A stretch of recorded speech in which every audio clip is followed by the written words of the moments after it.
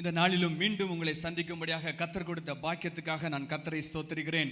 கர்த்தர் உண்மையுள்ளவரும் சதா காலமும் அரசாட்சி செய்கிறவரும் நம்முடைய வாழ்க்கையிலே அதினதின் காலத்திலே எல்லாவற்றையும் நேர்த்தியாய் செய்கிற மகாபரிய பிரபுவாய் இருக்கிறார். ஹல்லேலூயா. ஏதோ ஒரு சாதாரண மனிதனை நாம் பின்பற்றவில்லை, சாதாரண ஏதோ ஒரு கொள்கைகளை பின்பற்றவில்லை, கொள்கை பேசுகிறவர்களாய் நாம் இங்கு அமர்ந்திருக்கவில்லை. கர்த்தருடைய உன்னதமான தேவனை தரிசித்தவர்களாய் கர்த்தருடைய பிள்ளைகளாய் இங்கு அமர்ந்திருக்கிறோம். ஹல்லேலூயா, ஹல்லேலூயா. இயேசு கிறிஸ்து உயிருள்ளவராய் இருக்கிறார். நேற்றும் இன்றும் என்றும் அரசாட்சி செய்கிறவராய் இருக்கிறார். நம்முடைய வாழ்க்கையில எல்லாவற்றையும் அவருடைய கரத்திலே அவர் பிடித்திருக்கிறவராய் இருக்கிறார். ஒரு கயிறு கூட உங்களுடைய வாழ்க்கையிலிருந்து அருந்து அவரிடத்திலிருந்து போகவே இல்லை. ஹல்லேலூயா. எல்லா காரியங்களும் அவருடைய கரத்துக்குள்ளாக இருக்கிறது. எல்லா காரியங்களும் சிங்காசனத்திலிருந்து பிரகடனம் பண்ணப்பட்டதாய் இருக்கிறது. சகலமும் அவருடைய கரத்திலிருந்து வருகிற கிரியைகளாய் இருக்கிறது. அவர் ராஜாதி ராஜா என்பதையும் சகலமும் அவருடைய ஆளுகைக்குள்ளாக இருக்கிறது, என்னுடைய வாழ்க்கையும் இருக்கிறது, எதிர்காலம் இருக்கிறது என்கிற மகா பெரிய ஒரு விசுவாசம் இந்த நாளிலே உங்களுக்கு உண்டாயிருக்க வேண்டும். ஹல்லேலூயா. ஆண்டவர் எல்லாவற்றையும் அழகாய் செய்கிறவர். கர்த்தருடைய வழிமுறைகளையும் கர்த்தருடைய நெறிகளையும் இந்த நாளிலே சில காரியங்கள் நாம் கற்றுக்கொள்ள போகிறோம். தேவனுடைய ஒத்தாசை நமக்கு உண்டாயிருக்கட்டும். ஆண்டவருடைய வழி விசித்திரமானது. கர்த்தருடைய வழிகள் விசித்திரமான வழிகள். தேவன் நியமித்திருக்கிற பாதைகள் நீங்கள் யோசித்திருக்கிற பாதைகளுக்கு ஒத்து போகிற பாதைகள் அல்ல, அவைகள் வேறுபட்ட பாதைகள். இன்றைக்கு தேவனுடைய வழிகளை குறித்து நான் உங்களோடு பேச விரும்புகிறேன். The ways of God, the power of staying in the ways of God. கர்த்தருடைய வழிகளிலே தன்னை இணைத்துக் கொள்கிறவனுடைய நிலைமையையும் கர்த்தருடைய வழிகளிலே தன்னை சேர்த்துக் கொள்கிறவனுடைய பாதையிலே சேர்த்துக் கொள்கிறவனுடைய மகா பெரிய வாழ்க்கையினுடைய விசித்திரமான வழிகளையும் அதனுடைய தன்மைகளையும் அது அடைகிற நிலைகளையும் நான் இன்றைக்கு உங்களோடு பேச விரும்புகிறேன். கர்த்தருடைய வழிகளை நடப்பது என்பது ஒரு சாதாரண விஷயம் கிடையாது. கர்த்தருடைய வழிகளை புரிவது சாதாரண விஷயம் கிடையாது. உலகத்தில் இருக்கிற சகல ஜனங்களும் கர்த்தருடைய வழிகளை அறிந்து கொண்டார்கள் என்று ஒருவனாலும் ஒருபோதும் சொல்ல முடியாது. கர்த்தருடைய வழிகள் வேறுபட்டதாய் இருக்கிறது. கர்த்தருடைய வழிகள் விசித்திரம் உள்ளதாய் இருக்கிறது. கர்த்தருடைய வழிகளை அறிந்து கொள்ள முடியாததாய் இருக்கிறது. அவைகள் பிரத்யேகமாய் உள்ளதாய் இருக்கிறது. சங்கீதம் 103 சங்கீதத்திலே இப்படிப்பட்ட வசனம் அழகாக சொல்லப்பட்டிருக்கிறது. அவர் மோசேக்கு தம்முடைய வழியையும் தம்முடைய கிரியைகளை இஸ்ரவேல் புத்திரருக்கும் அவர் தெரிய பண்ணுகிறார். 7 வசனம் இப்படியாக சொல்லுகிறது, தம்முடைய வழியை மோசேக்கும் கிரியைகளை இஸ்ரவேல் புத்திரருக்கும் தெரிய பண்ணினார். ரெண்டும் வேறுபட்ட வகையாய் இருக்கிறது. வழி என்பது மோசேக்கு மாத்திரம் வெளிப்படுகிறது, கிரியைகள் இஸ்ரவேல் புத்திரருக்கு வெளிப்படுகிறது. 10 வாதைகள் வருகிறது, 10 வாதைகள் தேவனுடைய கிரியையாய் இருக்கிறது. பார்வோனுடைய பிள்ளை செத்து போகிறது, கிரியையாய் இருக்கிறது. செங்கடல் பிளக்கிறது, தேவனுடைய கிரியையாய் இருக்கிறது. மன்னா வருகிறது, தேவனுடைய கிரியையாய் இருக்கிறது. தண்ணீர் கசப்பான தண்ணீரை மதுரமான தண்ணீராய் மாற்றுகிற தேவனுடைய கிரியையாய் இருக்கிறது. வனாந்தரத்திலே காடையை கொடுப்பது கர்த்தருடைய கிரியையாய் இருக்கிறது. ஆனால் அவைகள் வெளிப்பட்டாலும் மேன்மையாக இருந்தாலும் அவைகள் வேற, கர்த்தருடைய வழிகள் வேற. மோசே மாத்திரம் கர்த்தருடைய வழியை அறிந்தவன். 30 லட்சம் இஸ்ரவேலர்கள் கிரியையை அறிந்தவர்கள், கிரியையை பார்த்தவர்கள், கர்த்தருடைய வல்லமையை பார்த்தவர்கள். ஆனால் வழியை அறிந்தவன் மோசே. மோசே வழியை அறிந்தான், கர்த்தரை விடவில்லை. கிரியைகளை இஸ்ரவேல் பார்த்தார்கள், கீழே விட்டுட்டு போய்விட்டார்கள். ஹல்லேலூயா. தேவனை நோக்கி எனக்கு இது வேண்டும் என்று கேட்கிறவர்கள், கர்த்தரிடத்தில் ஆசீர்வாதம் வாங்குகிறவர்கள், ஆசீர்வாதத்தை வைக்க வேண்டும் என்று துடிக்கிறவர்கள், கிரியைகளை பார்க்கும்படியாக இருக்கிறார்கள். அவர்கள் வழியை அறிய வேண்டும். ஹல்லேலூயா. வழியை அறிந்து கொள்வதும் தேவனுடைய வழியை புரிந்து கொள்வதும் அது விசித்திரமானதாக இருக்கிறது, பிரத்யேகப்பட்டதாக இருக்கிறது. கர்த்தரிடத்திலிருந்து ஆசீர்வாதம் வாங்குவது எளிது, ஆனால் அவருடைய வழிகளை அறிந்து கொள்வது எளிதல்ல. கர்த்தருடைய வழிகளை குறித்து இன்றைக்கு உங்களோடு நான் பேச விரும்புகிறேன். கர்த்தருடைய வழி எவ்வளவு விசித்திரமானது தெரியுமா? யோபு 28 அதிகாரத்துக்கு வாருங்கள். கர்த்தருடைய வழி எப்படி விசித்திரமானது என்பதையும் அவைகளுடைய காரியங்கள் எவ்வளவு வேறுபட்டது என்பதையும் நான் இன்றைக்கு உங்களோடு காண்பித்து பேச கர்த்தருடைய ஜெபத்தை உங்களிடத்திலே நான் செய்ய விரும்புகிறேன். யோபு 28 வசனம், ஒரு வழி உண்டு, அது ஒரு பட்சிக்கும் தெரியாது. ஒரு பட்சிக்கும் தெரியாத ஒரு வழி, வல்லூரின் கண்ணும் அதை கண்டதில்லை, துஷ்ட மிருகத்தின் கால் அதில் படவில்லை, சிங்கம் அதை கடக்கவில்லை என்று சொல்லப்படுகிற ஒரு வழி. No one can see and understand a path that is created by God. தேவனாலே உருவாக்குகின்ற பாதைகள் அது யாருக்கும் தெரியப்படாத பாதைகளாய் இருக்கிறது.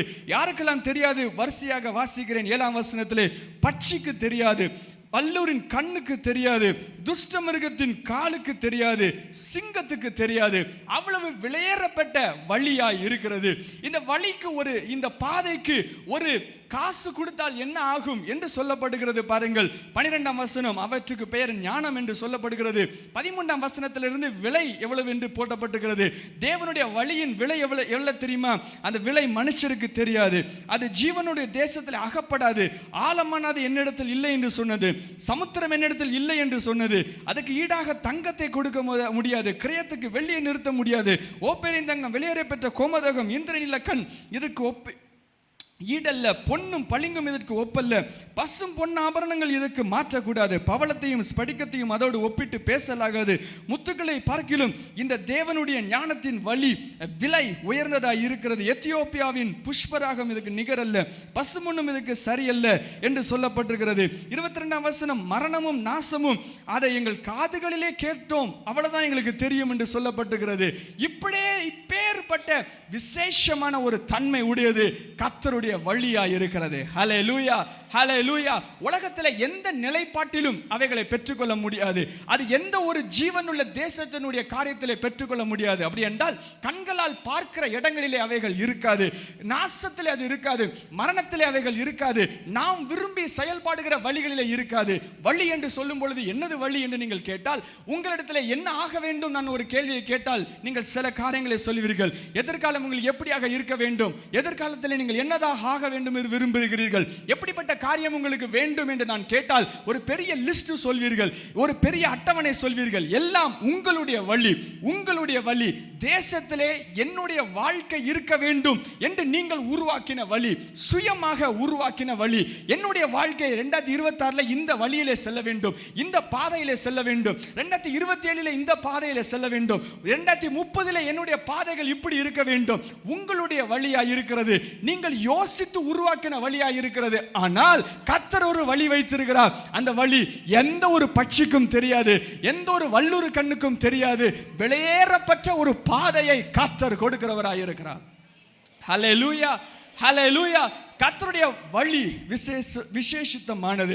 23ஆம் வசனம் பாருங்கள், யோபு 28:23. தேவனோ அதன் வழியை அறிந்திருக்கிறார், அதன் ஞானம் அவருக்கே தெரியும். ஆண்டவருக்கு மாத்திரம் பிரத்யேகமாக தெரிகிற ஞானத்தின் வழியா இருக்கிறது. A very powerful path of God, a powerful way of God that only God knows. தேவனாலே மாத்திரம் வெளிப்படுத்தப்படுகிற தேவனுடைய வழியாய் இருக்கிறது. கர்த்தருடைய வழிகளிலே செல்லுகிறவன் பாக்கியவனாய் இருக்கிறான். ஹல்லேலூயான்னு சொல்லுவோமா? ஹல்லேலூயா. நீங்கள் தேவனுடைய வழியிலே நடக்க வேண்டும் என்று கர்த்தர் விரும்புகிறார். ஹல்லேலூயா. கர்த்தருடைய விசேஷித்தமான, யாருக்கும் தெரியாத, புலப்பட முடியாத, புரிய முடியாத, யாருக்கு சொன்னாலும் தலையில ஏறாத ஒரு வழி இருக்கிறது. ஏனென்றால் அது தேவனுடைய வழியாய் இருக்கிறது. ஹல்லேலூயா. நாசத்துக்கும் தெரியாது, மரணத்துக்கும் தெரியாது, தேவனால் மாத்திரம் உண்டாகிற வழியாய் இருக்கிறது. இந்த வழிக்குள்ளாக எப்படி செல்ல முடியும் என்று நீங்கள் கேட்டால் அதுக்கு ஒரே ஒரு பதில் தான். என்ன பதில்? 23ஆம் வசனத்திலே சொல்லப்பட்டிருக்கிறது, தேவனுக்கு மாத்திரம் தெரிகிற வழியா இருக்கிறதுனால் தேவன் மாத்திரம் இந்த வழியை உங்களுக்கு சொல்ல முடியும். நான் உங்களுக்கு சொல்ல முடியாது, மனிதன் சொல்ல முடியாது. ஏனென்றால் மனிதனுடைய வழிமுறைகளில் அவைகளை கண்டுபிடிக்க முடியாது. உங்களுடைய பிளான்னாலே, அதாவது உங்களுடைய சிந்தனை வடிவங்களில் இருந்து அவைகளை உருவாக்கி கண்டுபிடிக்க முடியாது. ஏனென்றால் தேசத்திலேயே இல்லாத ஒரு விஷயம், தேசத்திலேயே இல்லாத ஒரு வழி, தேசத்திலே புலப்படப்பட முடியாத வழி, கண்டுபிடிக்க முடியாத வழி. அந்த 28ஆம் அதிகாரம் ஃபுல்லா வாசிங்கன்னா கண்டுபிடிக்க சான்ஸே இல்லை அப்படின்னு சொல்லப்படுகிற ஒரு வழி. ஒரே ஒருத்தருக்கு மாத்திரம் தான் சொல்ல முடியும், தேவன் மாத்திரம் தான் சொல்ல முடியும். இந்த தேவன் என்ன செய்வார் என்றால், உங்களை பக்கத்திலே வந்து நிற்க வைத்து, உங்கள் பக்கத்திலே நின்று தன்னுடைய சுவாசத்தை ஊதி, தன்னுடைய வாயின் மூலமாக, தன்னுடைய சுவாசத்தின் மூலமாக, தன்னுடைய ஆவியின் மூலமாக இந்த வழியை உங்களுக்கு தெரியப்படுத்துகிறார். ஹல்லேலூயா. யாருக்கும் புலப்படப்பட முடியாத இந்த வழி கர்த்தருடைய புத்திரர்களாகிய உங்களுக்கு புலப்படுகிறது. ஹல்லேலூயா. எப்படி புலப்படுகிறது? It is by an encounter. 28ஆம் வசனம் இப்படியாக சொல்லுகிறது பாருங்கள், மனுஷனை நோக்கி தேவனே நேருக்கு நேராய் நின்று மனிதனை பார்த்து அவர் சொல்லி புலப்பட பண்ணுகிற வழியா இருக்கிறது. என்ன சொல்லுகிறார்? ஆண்டவருக்கு பயப்படுவதே ஞானம், பொல்லாப்பை விட்டு விலகுவதே புத்தி என்று ஒரு பாதையை ஆரம்பித்து வைத்து ஆண்டவர் ஒரு வழிமுறைகளை கர்த்தர் காண்பிக்கிறார். இந்த வழி எப்படி உண்டாகிறது என்றால், நீங்கள் பயப்படுகிறதுனாலே, தேவனுக்கு பயப்படுகிறதுனாலே புதிய கதவுகள் திறக்கப்பட்டு, புதிய ஞானத்தின் வழிகள் திறக்கப்பட்டு, புத்தியின் வழிகள் திறக்கப்பட்டு புதிய பாதைகள் உண்டாகிறது. எல்லாருடைய சிந்தனையிலும் அநேக வழிகள் உண்டாகும், அநேக பாதைகள் உண்டாயிருக்கும். எந்த பாதையில செல்ல வேண்டும் என்கிற யோசனை அனுதினமும் உண்டாயிருக்கும், அனுதினமும் யோசனையாய் உண்டாயிருக்கும். இந்த எல்லா பாதைகளிலும் தேவன் நியமித்த பாதை ஒன்று உண்டு. இந்த பாதை எப்படி வெளிப்படும்? தேவனே எனக்கு முன்பதாக நின்று தேவனுடைய ஞானத்தின் வழியாகவும் புத்தியின் வழியாகவும் கர்த்தர் சில கதவுகளை திறந்து இந்த பாதையை தொடங்குகிறவராய் இருக்கிறார். ஹல்லேலூயா. இந்த நாளிலே நீங்கள் தேவனுடைய பாதையிலே நடக்கிறவர்களாய் மாற்றப்பட போகிறீர்கள். எத்தனை பேர் விசுவாசிக்கிறீங்க? ஹல்லேலூயா. தேவனே உண்டாக்கி உருவாக்கின, யாருக்கும் புலப்பட முடியாத அந்த வழிக்குள்ளாக நீங்கள் அழைத்து செல்லப்பட போகிறீர்கள். தேவனுடைய வழி என்றால் என்ன என்று நாம் கற்றுக்கொள்ள போகிறோம். அது விசித்திரமானது என்று நான் உங்களுக்கு சொன்னேன். இதனுடைய பெயர் இன்னொன்று என்று நான் கடத்தில் சொல்லுவேன். சொன்ன உடனே உங்களுக்கு நன்றாக புரிந்துவிடும் நான் எதை குறித்து பேசுகிறேன் என்று. கர்த்தருடைய வழியை கர்த்தரே ஆரம்பிக்கிறார். எல்லாரும் சேர்ந்து சொல்லுங்க, கர்த்தருடைய வழியை கர்த்தரே தொடங்கி வைப்பார். ஹல்லேலூயா. நீங்க அதை தொடங்க வாய்ப்பே கிடையாது. யாரை தொடங்கணும்? ஆண்டவர் தான் தொடங்கணும். ஏன் தொடங்கணும்? யாருக்கும் தெரியவே தெரியாது. அது ஆண்டவரா முன்பதாக நின்று உங்களுக்கு சொல்லாவிடால் யாரும் உங்களுக்கு சொல்ல முடியாது. அப்படிதான் கர்த்தர் வழிகளை ஆரம்பிப்பார். ஹல்லேலூயா. ஒரு பாதையை கர்த்தர் தொடங்குகிறவராய் இருக்கிறார். இது எல்லாருக்கும் சேர்த்து சில பாதைகளா இருக்கும், ஆனால் பிரத்யேகமாக எல்லாருக்கும் தனித்தனியாக கர்த்தரே கர்த்தரே கர்த்தரே முன்பதாக நின்று கர்த்தருடைய பயப்படுதலின் நிமித்தமாக, ஞானத்தின் நிமித்தமாக, புத்தியின் நிமித்தமாக சில பாதைகள் கர்த்தர் தொடங்கும்படியாக கிருபை செய்வார். இந்த பாதைகள் எப்படி தொடங்குகிறது, அதனுடைய பரிமாணம் என்ன, அதனுடைய பெயர் என்ன என்று நான் உங்களுக்கு கற்றுக் கொடுத்து அதனுடைய பாதையின் குறித்த சில காரியங்களை உங்களோடு பேசி நான் கடந்து செல்ல விரும்புகிறேன். ஆதியாகமம் 12ஆம் அதிகாரம் எடுத்துக்கொள்ளுங்கள்.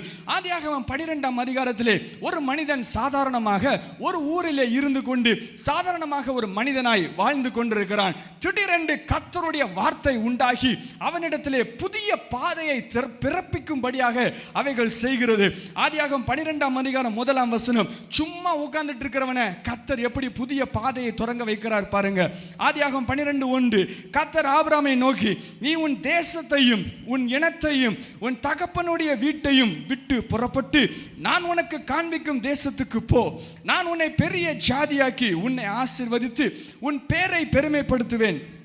நீ ஆசீர்வாதமாய் இருப்பாய். உன்னை ஆசீர்வதிக்கிறவர்களை ஆசீர்வதிப்பேன், உன்னை சபிக்கிறவர்களை சபிப்பேன். பூமியில் உள்ள வம்சங்கள் எல்லாம் உனக்குள் ஆசீர்வதிக்கப்படும். ஹல்லேலூயா. சும்மா ஒருத்தன் உட்கார்ந்துட்டு இருக்கான், சும்மா ஒரு ஆபரான் ஒருத்த மனுஷன் உட்கார்ந்து இருந்து அவன் பாட்டுக்கு இஷ்டத்துக்கு தான் உள்ள வழிகளில் தான் சொந்தக்காரங்களோட தான் தேசத்தோட எல்லாம் சந்தோஷமா இருந்துட்டு இருக்கான். திடீர்னு ஒரு புது பாதை வருகிறது. தேவனுடைய ஒரு தரிசனத்தின் மூலமாக, கர்த்தரிடத்திலிருந்து புறப்படுகிற வார்த்தை மூலமாக தேவனுடைய புதிய பாதை உதயமாகிறது. சிந்தனைகளை பிளந்து புதிய பாதை இருதயத்திலிருந்து எழுப்பும்படியாக உருவாக்கப்படுகிறது. இந்த பாதை என்ன சொல்லுகிறது பாருங்கள். 1ஆம் வசனத்திலே ஆதியாகமம் 12:1. உன் தேசத்தையும் உன் இனத்தையும் தகப்பனுடைய வீட்டையும் விட்டு புறப்பட்டு நான் உனக்கு காண்பிக்கும் தேசத்துக்கு போ. I will show you a land. ஒரு நிலம் ஒன்று காண்பிக்கிறேன், ஒரு இடம் காண்பிக்கிறேன், ஒரு நிலம் உனக்கு காண்பிக்கிறேன். I will show you a land. ஒரு இடத்தை காண்பிக்கிறேன், நீ போ. அதுக்கு நீ என்ன செய்யணும்? உன் ஆதார் கார்டு, உன் ரேஷன் கார்டு, உன் வீட்டில் இருக்கிற எல்லா பேங்க் புக்கு, பாஸ்புக்கு எல்லாத்தையும் எரிச்சு போட்டு டெலீட் பண்ணிட்டு இங்க இருந்து கிளம்பி போ அப்படின்னு சொல்லுகிறார். எவ்வளவு கஷ்டமான விஷயம் யோசிச்சு பாருங்க. எல்லாத்தையும் எரிச்சிட்டு போகிற அனுபவம் எவ்வளவு கஷ்டமான வழி பாருங்க. உடனே இப்ப நான் சொன்னதை வச்சு யோசிங்க. முட்டா பயல அப்படிதான் சொல்லுவோம். எவனாவது எரிச்சிட்டு போன மண்டையில் ஏதாவது இருக்குதா அப்படின்னு சொல்லுவோம். கர்த்தருடைய வழி விசித்திரமானது. அது உதயமாகிற வழியே விசித்திரமாய் இருக்கிறது. இதுக்கு பேர் என்ன தெரியுமா? அழைப்பு என்கிற பெயர். கரங்களை தட்டி கர்த்தருக்கு நன்றி செலுத்துவோம். ஹல்லேலூயா. அழைப்பு என்கிறது என்னவென்றால் தேவனுடைய வழியா இருக்கிறது. எல்லாரும் சொல்லுங்க, அழைப்பு என்பது கர்த்தருடைய வழி. பக்கங்களை பார்த்து சொல்லுங்க, அழைப்பு என்பது கர்த்தருடைய வழி. ஹல்லேலூயா. அது எப்படி இருக்குது? விசித்திரமானது. அது எப்படி வரும்? யாருக்கும் தெரியாது. எப்படி புரியும்? யாருக்கும் தெரியாது. ஆண்டவர் ஒரு பாதையை உருவாக்குகிறார். என்ன ஆண்டவரே சொல்றீங்க? எல்லாத்தையும் விட்டுட்டு போனா என்னை எப்படி ஆசீர்வதிப்பேன்னு சொல்றீங்க? என்னெல்லாம் சொல்றாரு பாருங்க. ஆசீர்வதிக்கும்படியாக 2ஆம் வசனம், பெரிய ஜாதி ஆக்குவேன், ஆசீர்வதிப்பேன், பெருமைப்படுத்துவேன், ஆசீர்வாதமாய் இருப்பாய், ஆசீர்வதிக்கல ஆசீர்வதிப்பேன், சபிக்கிறவனை சபிப்பேன், பூமியில் உள்ள எல்லாமே உனக்கு ஆசீர்வதிக்கப்படும். இந்த வழி, இந்த பாதையினுடைய விலை விசித்திரமானது. பாதையினுடைய விலை மிகவும் அதிகமானது. அதை கொடுக்க வேண்டிய விலையும் அதிகமாக இருக்கிறது. ஏனென்றால் அந்த பாதையின் விலையும் அதிகமாக இருக்கிறது. கர்த்தர் உங்களை அழைத்திருக்கிறார். அந்த பாதை விலை மதிக்க முடியாத பாதை. கரங்களை தட்டி கர்த்தருக்கு நன்றி செலுத்துவோமா? அவைகள் விலை மதிக்க முடியாத பாதை. அது யாரால் உருவாக்கப்பட்டது என்பதை நீங்கள் புரிந்திருக்க வேண்டும். யாரால் உருவாக்கப்பட்டது என்றால் தேவனாலே உருவாக்கப்பட்டிருக்கிறது. அதனுடைய வழியையும் ஸ்நானத்தையும் கர்த்தர் ஒருவரே அறிவார். பயப்படுகிறவனுக்கு மாத்திரம், கர்த்தருடைய பயப்படுதல் இருதயம் இருக்கிற ஒருவனுக்கு மாத்திரம், ஞானம் தங்குகின்ற இடத்திலே மாத்திரம், புத்தி இருக்கிற இடத்திலே மாத்திரம் கர்த்தருடைய வழி ஆயத்தமாய் புரிகிறதா இருக்கிறது. நான் என்னுடைய அழைப்பை உங்களிடத்தில் சொன்னால் உங்களுக்கு புரியாது. என்னுடைய அழைப்பை உங்களால் ஏற்றுக்கொள்ள முடியாது. நீங்கள் என்னுடைய அழைப்பிலே பங்கு மாறி என் அழைப்பை பெற்றுக்கொள்ளவும் முடியாது. அதே போல நான் உங்களுடைய அழைப்பிலே வந்து பங்கு பெற்று உங்களுடைய அழைப்பிலே நானும் பங்கு கொள்ள முடியாது. கர்த்தர் ஒவ்வொருத்தருக்கும் விசித்திரமாய் அவருடைய வழிகளை அழைப்பாக ஒவ்வொருடைய தலையிலும் அவர்களுக்கு மாத்திரம் கொடுக்கிறவராய் இருக்கிறார். ஹல்லேலூயா. நீங்கள் அதை வெளியே சொல்லும் பொழுது அடி உடனே வாங்குறதா இருப்பீர்கள். யோசேப்பு எழும்பி நின்று வந்த உடனே, அப்படியே வெளிப்பாடு வந்த உடனே சொன்ன எல்லாரும் என்ன வணங்குவீங்க, நான் அடிச்சு போட்டு மீச்சிட்டாங்க. சில நேரம் சில தரிசனங்கள் ஒருத்தருக்கும் புரியாது, சில வார்த்தை ஒருத்தருக்கும் புரியாது. அது காலம் வர வரைக்கும் உள்ளே வைப்பது மிகவும் அவசியமாக இருக்கிறது. ஏனென்றால் அதனுடைய விலை மனிதனுக்கு தெரியாது. ஹல்லேலூயா. கர்த்தர் அழைக்கிறவராய் இருக்கிறார். கர்த்தர் அழைக்கிறவராய் இருக்கிறார். அழைப்பின் பாதை விசேஷமானது. அழைப்பின் பாதை விலையேற பெற்றது. அழைப்பின் பாதை மேன்மையானது. இன்னொரு மனிதனுடைய அழைப்பையும் நான் உங்களுக்கு காண்பிக்க விரும்புகிறேன். லூக்கா 5ஆம் அதிகாரத்திலே கர்த்தர் ஒரு மனிதனை அழைக்கின்றார். அவர் மிகப்பெரிய ஒரு அற்புதத்தை செய்து கர்த்தர் அந்த மனிதனை அழைக்கின்றார். லூக்கா 5ஆம் அதிகாரத்திலே 2ஆம் வசனம், கடற்கரையிலே 2 படகுகள் நிற்கிறது. அதில் இறங்கி அலசி கொண்டிருந்தார்கள். அப்பொழுது சீமோனுடையதாக இருந்தது. அது ஆண்டவர் சும்மா சாதாரணமாக ஏறி உட்கார்ல. அப்பொழுது அந்த படகுகளிலே ஒன்றில் ஏறினா அது சீமோனுடையதாக இருந்தது. சும்மா ரேண்டமெல்லாம் ஏறல, பிளான் போட்டு ஏறுறாங்க. ஆனால் பிளான் சும்மா பண்றது சீமோனுடையதாக இருக்கிறது போல இருக்கிறது. அங்கே உட்காருகிறார், பேசுகிறார், போதகம் பண்ணுகிறார். எல்லாம் முடிச்சதுக்கு அப்புறம் அந்த சீமோனை பார்த்து ஒன்று சொல்லுகிறார். 4ஆம் வசனம், அவர் போதகம் பண்ணி முடித்த பின்பு சீமோனை நோக்கி ஆழத்தில் போய் தள்ளி கொண்டு போய் மீன் பிடிக்கும்படி உங்கள் வலைகளை போடுங்கள் என்றார். அப்பொழுது சீமோன், ஐயரே, ராமுழுதும் நாங்கள் பிரயாசப்பட்டு ஒன்றும் அகப்படவில்லை, ஆகிய உங்களுடைய வார்த்தையின்படியே போடுகிறேன் என்று சொல்கிறார். ஆண்டவரே, நான் ஃபிஷிங்கில் PhD முடிச்சிருக்கிறேன், நீங்கள் ஏன்ட்டே பேசுகிறீங்களாங்கிற மாதிரி சொல்கிறார். எனக்கு எல்லாம் தெரியும், எங்கே போடணும் எப்போ போடணும்னு தெரியும், டைம்லாம் கரெக்டாக இல்லை, எதுவுமே கரெக்டாக இல்லை, இப்போ போய் போட சொல்லுகிறீர்களே அப்படின்னு சொல்கிறார். அவருடைய சிந்தனைகள் உடைகிறது. அவருக்கு தெரிந்த ஞானம் உடைகிறது. அவருக்கு தெரிந்த காரியங்கள், மீன்பிடிப்பு தொழிலை பற்றி சகலமும் தெரிந்த மனிதனிடத்திலே கர்த்தர் புது வழியை பேசுகிறார். உடனே அவன் போகிறான். 6ஆம் வசனம், அந்தபடியே செய்து வலை கிழியத்தக்கதாக மிகுதியான மீன்களை பிடித்தார்கள். அப்பொழுது மற்ற படகுகள் இந்த கூட்டாளிகள் உதவி செய்யும்படி கை காட்டினார்கள். எல்லாரும் வருகிறார்கள். 2 படகும் அமிழத்தக்கதாக நிரப்பினார்கள். நல்லா பாருங்க, 2 படகு இருக்குது, ஃபுல்லா மீன் இருக்குது. இவன் தன்னுடைய வாழ்க்கையில ஒரு நாள் கூட இவ்வளவு மீனை பிடிச்சதில்லை. நடுசுல நின்று பதறி போய் என்ன பேசணும்னு தெரியாம, என்ன பண்ணணும்னு தெரியாம அவன் பேசுகிறான். என்ன சொல்லுகிறான்? 8ஆம் வசனம், ஆண்டவரே, நான் பாவியான மனுஷன், நான் போக வேண்டும்னு சொல்லுகிறான். 9ஆம் வசனம், ஏன் அப்படி பேசணும் அப்படின்னா, அவன் திரளான மீன்களை பிடித்தது நிமித்தம் அவனுக்கும் அவனுடைய கூட இருந்த யாவருக்கும் பிரமிப்பு உண்டானபடியால் அப்படி சொன்னான். என்ன பேசுறோனே தெரியாம பேசி திகச்சு போய் வாயெல்லாம் அடைச்சு போய் நிற்கிறான். அப்படி நிற்கிறவனை பார்த்து ஆண்டவர் புது வழியை தொடங்குகிறார். அடுத்த வசனத்தை வாசிங்களேன். என்ன ஆண்டவர் சொல்லுகிறார் பாருங்க. 10ஆம் வசனம், சீமோனுக்கு கூட்டாளிகளான செபுதேவின் குமாரராகிய யாக்கோபும் யோவானும் அந்தபடியே பிரமித்தார்கள். அப்பொழுது இயேசு, எல்லாரும் வாசிங்களேன், சீமோனை நோக்கி, பயப்படாதே, இது முதல் நீ மனுஷரை பிடிக்கிறவனாய் இருப்பாய். ஹல்லேலூயா. யார் ஆரம்பிச்சா? ஏசப்பா ஆரம்பிக்கிறாங்க. இவன் கேட்டானா? இவன் கேட்டானா, பேதுரு கேட்டானா, என்ன மீன் பிடிக்க, என்ன மனுஷரை பிடிக்கிறான் மாத்துக்க ஆண்டவரேன்னு ஜெபம் கூட பண்ணல. அவன் ஒரு நாள் கூட கனவு கூட கண்டதில்லை. இப்படி ஒரு படகு ஃபுல்லா மீன் ஃபுல்லா நிரம்புங்கிற ஒரு சூழ்நிலை அவன் கண்டதே இல்லை. ஒரே நாள்ல 2 படகு இருக்குது. எப்போ? ஒரு மீன் கூட பிடிக்காத நேரத்தில். ஹல்லேலூயா. ஒரு மீன் கூட பிடிக்காத நேரத்தில் 2 படகு நிரம்பி இருக்கிற இடத்துல நின்றுட்டு கர்த்தர் அழைக்கிறார்.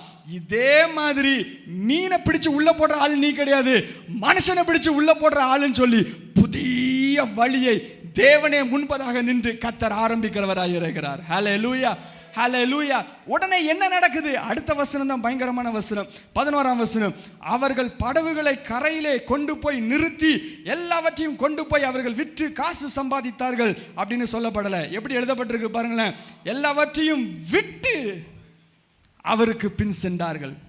புதிய பாதை அழைப்பு வரும் பொழுது இருக்கிறத விட மேன்மைன்னு நீங்க புரியணும். ஹல்லேலூயா. காங்கள போயிட்டு சொல்லுங்க, கர்த்தருடைய அழைப்பு மேன்மையானது. கர்த்தருடைய அழைப்பு எல்லாற்றையும் காட்டிலும் மிகவும் விலையுயர்ந்த பெற்றது. ஹல்லேலூயா. மிகவும் மேன்மையானது. ஹல்லேலூயா. கர்த்தர் புதிய பாதைகளை தொடங்குகிறவராய் இருக்கிறார். புதிய அழைப்புகளை கொடுக்கிறவராய் இருக்கிறார். அழைப்பு கர்த்தருடைய பாதையாய் இருக்கிறது. இன்னொரு அழைப்பும் ஆண்டவரே ஆரம்பிக்கிறார் பாருங்க. மத்தேயு 16ஆம் அதிகாரம். மத்தேயு 16ஆம் அதிகாரத்திலே ஆண்டவரே இன்னொரு மிகப்பெரிய அழைப்பை பேதுருக்கு கொடுக்கிறார். 17ஆம் வசனம். என்னை யார் என்று கேட்கிறார்கள், அதுக்கு அவன் பதில் சொல்லுகிறான். உடனே ஆண்டவர் சொல்லுகிறார், யோனாவின் குமாரனாகிய சீமோனே, நீ பாக்கியவான். மாம்சமும் இரத்தமும் இதை உனக்கு வெளிப்படுத்தவில்லை, பரலோகத்தில் இருக்கிற என் பிதா இதை உனக்கு வெளிப்படுத்தினார். மேலும் நான் உனக்கு சொல்லுகிறேன். அழைப்பு வருது பாருங்க. நீ பேதுருவாய் இருக்கிறாய். இந்த கல்லின் மேல் என் சபையை கட்டுவேன், பாதாளத்தின் வாசல்கள் அதை மேற்கொள்வதில்லை. பரலோக ராஜ்யத்தின் திறவுகோலை நான் உனக்கு தருவேன். பூலோகத்திலே நீ கட்டுகிறது எதுவோ அது பரலோகத்திலும் கட்டப்பட்டிருக்கும், பூலோகத்திலே நீ கட்டவிழ்ப்பது எதுவோ அது பரலோகத்திலும் கட்டவிழ்க்கப்பட்டிருக்கும் என்றான். ஹல்லேலூயா. அடுத்த கேள்வி என்ன கேட்கணும்னா, கேட்டானா? கேட்கல. அவனுக்கு இப்படி ஒன்று இருக்குன்னு தெரியுமா? தெரியாது. கர்த்தருடைய பாதையே கர்த்தர் தான் ஆரம்பிக்கணும். ஹல்லேலூயா. உங்களை ஆண்டவர் அழைச்சிருக்கிறார். ஒரு வசனம் கொடுத்துருக்கிறாங்க. தரிசனம் மூலமா ஏதோ ஒன்று உங்களை இருதயத்தில் அப்படி கட்டி உங்களை தூக்குது. அது நீங்களா ஆரம்பிச்சீங்க?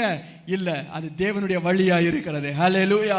கர்த்தருடைய பாதையா இருக்கிறது. அவைகளை கர்த்தரே ஆரம்பிக்கிறவராய் இருக்கிறார். கர்த்தரை ஆரம்பிக்கிறவராய் இருக்கிறார். இவன் சாதாரணமா மீன் பிடிச்சிட்டு இப்படி அலைஞ்சவனை பார்த்து, டேய் உன்கிட்ட சாவி கொடுக்குறேன். என்ன சாவி தெரியுமா? பரலோகத்தின் சாவியை கொடுக்குறேன். நீ என்னெல்லாம் பூட்டு அதெல்லாம் பூட்டப்படும் அப்படின்னு சொன்னா எப்படி இருக்கும் யோசிச்சு பாருங்களேன். எவ்வளவு மேன்மை உள்ள ஒரு அழைப்பை கர்த்தர் பேதுருக்கு கொடுக்கிறார். கர்த்தர் உங்களுக்கு கொடுத்திருப்பது மேன்மையான அழைப்பா இருக்கிறது, விசித்திரமானதா இருக்கிறது. அவைகளை உங்களுடைய இப்பொழுது இருக்கிற வாழ்க்கையை பக்கத்தை வச்சு பார்க்கவே முடியாது. உங்களை பார்த்து அப்படி தெரியவே தெரியாது. மீன் பிடிக்கிறவனை பார்த்து சாவியை கொடுத்துட்டு பரலோகத்தின் சாவியை கொடுத்துட்டு போன்னு சொன்னா எப்படி இருக்குன்னு யோசிச்சு பாருங்க. நீங்க சம்டைம்ஸ் உங்க இடத்துல ஆண்டோடைய அழைப்பு வரும்போது, என்ன ஆண்டவரே பேசுறீங்க, தப்பா எதுவும் சொல்லிட்டீங்களா அப்படின்னு நீங்க நினைப்பீங்க. கர்த்தருடைய அழைப்பு அப்படிதான் இருக்கும். ஹல்லேலூயா. கர்த்தர் உங்களை அழைத்தவராய் இருக்கிறார். கர்த்தர் உங்கள் மேல் கண்ணோக்கம் உள்ளவராய் இருக்கிறார். கர்த்தர் உங்களுடைய காரியங்களை அவர் பார்க்கிறவராய் இருக்கிறார். அழைத்தவர் சில காரியங்களை ஆரம்பித்து வைத்து விட்டார். அவைகள் கர்த்தருடைய பாதையாய் இருக்கிறது, கர்த்தர் நியமித்தவைகளாய் இருக்கிறது. இப்பொழுது தேவன் யாரெல்லாம் அழைத்திருக்கிறார் என்று கேட்டால் எல்லாரும் சொல்வீர்கள், என்னை அழைத்திருக்கிறார், என்னை அழைத்திருக்கிறார். கர்த்தருடைய வார்த்தை எனக்கு உண்டாயிருந்தது, கர்த்தருடைய தரிசனம் எனக்கு உண்டாயிருந்தது, கர்த்தர் என்னோடு பேசினார், என்னுடைய அழைப்பு மேன்மையானது, உன்னதமானது, விசித்திரமானது, இப்படிலாம் செய்வேன், இதெல்லாம் பண்ணுவேன், இப்படி தீர்க்கதரிசிகள் மூலமாய் சொன்னார், என்னோடு பேசி எனக்கு முகமுகமாய் தரிசனங்களை கொடுத்தார். வேதாகமத்திலே வாசிக்கும் பொழுது கர்த்தர் மீண்டும் மீண்டும் ஒரே காரியத்தை பேசி அழைப்பை ஊர்ஜிதம் பண்ணி கொண்டே இருந்தார். எனக்கு இதெல்லாம் நடந்துட்டு தெரியும், இப்ப நான் என்ன பண்றது என்று நீங்கள் யோசித்து அடுத்து என்ன விஷயம் செய்வோம் அப்படின்னா, நம்மளே பிடிச்சு இழுத்து நம்மளே அழைப்பை கிரியைகளாக மாற்றுவதற்கு முயற்சிகளை ஆரம்பிப்போம். இந்த இடத்திலே கிறிஸ்தவர்களாக நாம் புரிந்து கொள்ள வேண்டிய மிகப்பெரிய விஷயம் ஒன்று இருக்கிறது. மத்தேயு 16ஆம் அதிகாரத்திலே நாம் வாசித்தோம். 16ஆம் அதிகாரத்திலே கர்த்தர் மிகப்பெரிய ஒரு வெளிப்பாட்டை கொடுக்கிறார். 17ஆம் வசனத்திலே போடப்பட்டிருக்கிறது, யோனாவின் குமாரனாகிய சீமோனே, நீ பாக்கியவான். மாம்சமும் இரத்தமும் உனக்கு வெளிப்படுத்தல, பிதாவே சொன்னாருன்னு சொன்னோடனே இவனுக்கு எல்லாம் குளிர்ந்துட்டு பயங்கரமா நான் பெரிய ஆளு அப்படி நினைச்சிட்டான். உடனே அடுத்ததே சொல்லப்பட்டிருக்கிறது பாருங்க. 20ஆம் வசனம், 20வது வசனம், அப்பொழுது தாம் கிறிஸ்துவாகிய இயேசு என்று சொல்லக்கூடாதுன்னு சொல்றாங்க. 21ஆம் வசனம், இயேசு தாம் எருசலேமுக்கு போய் மூப்பராலும் பிரதான ஆசாரியராலும் வேதபாரகராலும் பல பாடுகள் பட்டு கொலையுண்டு 3ஆம் நாளில் எழுந்திருக்க வேண்டும் என்பதை தம்முடைய சீஷர்களுக்கு சொல்ல தொடங்கினார். 22ஆம் வசனம், மிகப்பெரிய வெளிப்பாட்டை கொண்டு உள்ள பேதுரு அங்கே வாரான். பேதுரு அவன் நினைச்சுக்கிட்டான், எனக்கு பிதாவுடைய வெளிப்பாட்டுலாம் இருக்குது, நான் இப்போ என்னெல்லாம் பேச போறேன் பாரு அப்படின்னு சொல்லி என்ன பண்றாரு பாருங்க. 22ஆம் வசனம், அப்பொழுது பேதுரு இயேசுவை தனியே அழைத்து கொண்டு போய், ஆண்டவரே, இது உமக்கு நேரிடக்கூடாது, இது உமக்கு சம்பவிப்பதில்லை என்று அவரை கடிந்து கொள்ள தொடங்கினார். அவரோ திரும்பி பார்த்து பேதுருவை பார்த்து, எனக்கு பின்னாக போ சாத்தானே, நீ எனக்கு இடரலா இருக்கிறான்னு மாத்திட்டார். அதுக்கு முன்னாடி தான் பிதாவினிடத்திலிருந்து வெளிப்பாடு வாங்கினான். அடுத்து டக்குன்னு திரும்பி சாத்தானே பின்னாடி போன்னு சொல்லிட்டான். என்ன நடக்குதுன்னா, அழைப்பு பெற்றவர்கள் அதில் நடக்கிறதுக்கு தங்களுடைய கால்களை அவர்கள் முயற்சி செய்ய தொடங்குகிறார்கள். எப்பொழுது அழைப்பை சுயத்திலே செய்ய ஆரம்பிக்கிறீர்களோ அப்பொழுது தொலைந்து போகும், அது தொலைத்து போடுவீர்கள். ஹல்லேலூயா. ஏனென்றால் தெளிவாக எழுதப்பட்டிருக்கிறது. யோபு 28ஆம் அதிகாரத்துக்கு நாம் மீண்டும் வருவோம். யோபு 28ஆம் அதிகாரத்திலே நாம் வாசித்தோம், கர்த்தருடைய வழி 7ஆம் வசனம், ஒரு பட்சிக்கும் தெரியாது, வல்லோரின் கண்ணுக்கு தெரியாது, துஷ்டமிருகத்தின் கால் படாது, தேவனுடைய பாதைகள் வெளிப்பட்டப்பட்ட பாதைகள், அது விசித்திரமானது.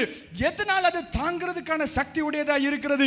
28ஆம் வசனம், கர்த்தருக்கு பயப்படுவது என்கிற ஒரே ஒரு விஷயம் கர்த்தருடைய அழைப்பை சுமக்கிறதா இருக்கிறது. எல்லாரும் சொல்லுங்க, கர்த்தருடைய பயப்படுதல், கர்த்தருக்கு பயப்படுதல். சொல்லுங்க, கர்த்தருக்கு பயப்படுதல் கர்த்தருடைய அழைப்பை சுமக்கின்றது. ஹல்லேலூயா. திரும்பி சொல்லுங்க, கர்த்தருக்கு பயப்படுதல் கர்த்தருடைய அழைப்பை சுமக்கின்றது. ஹல்லேலூயா. எப்பொழுது அது தவறுதோ கால் அப்படியே விலகிரும்.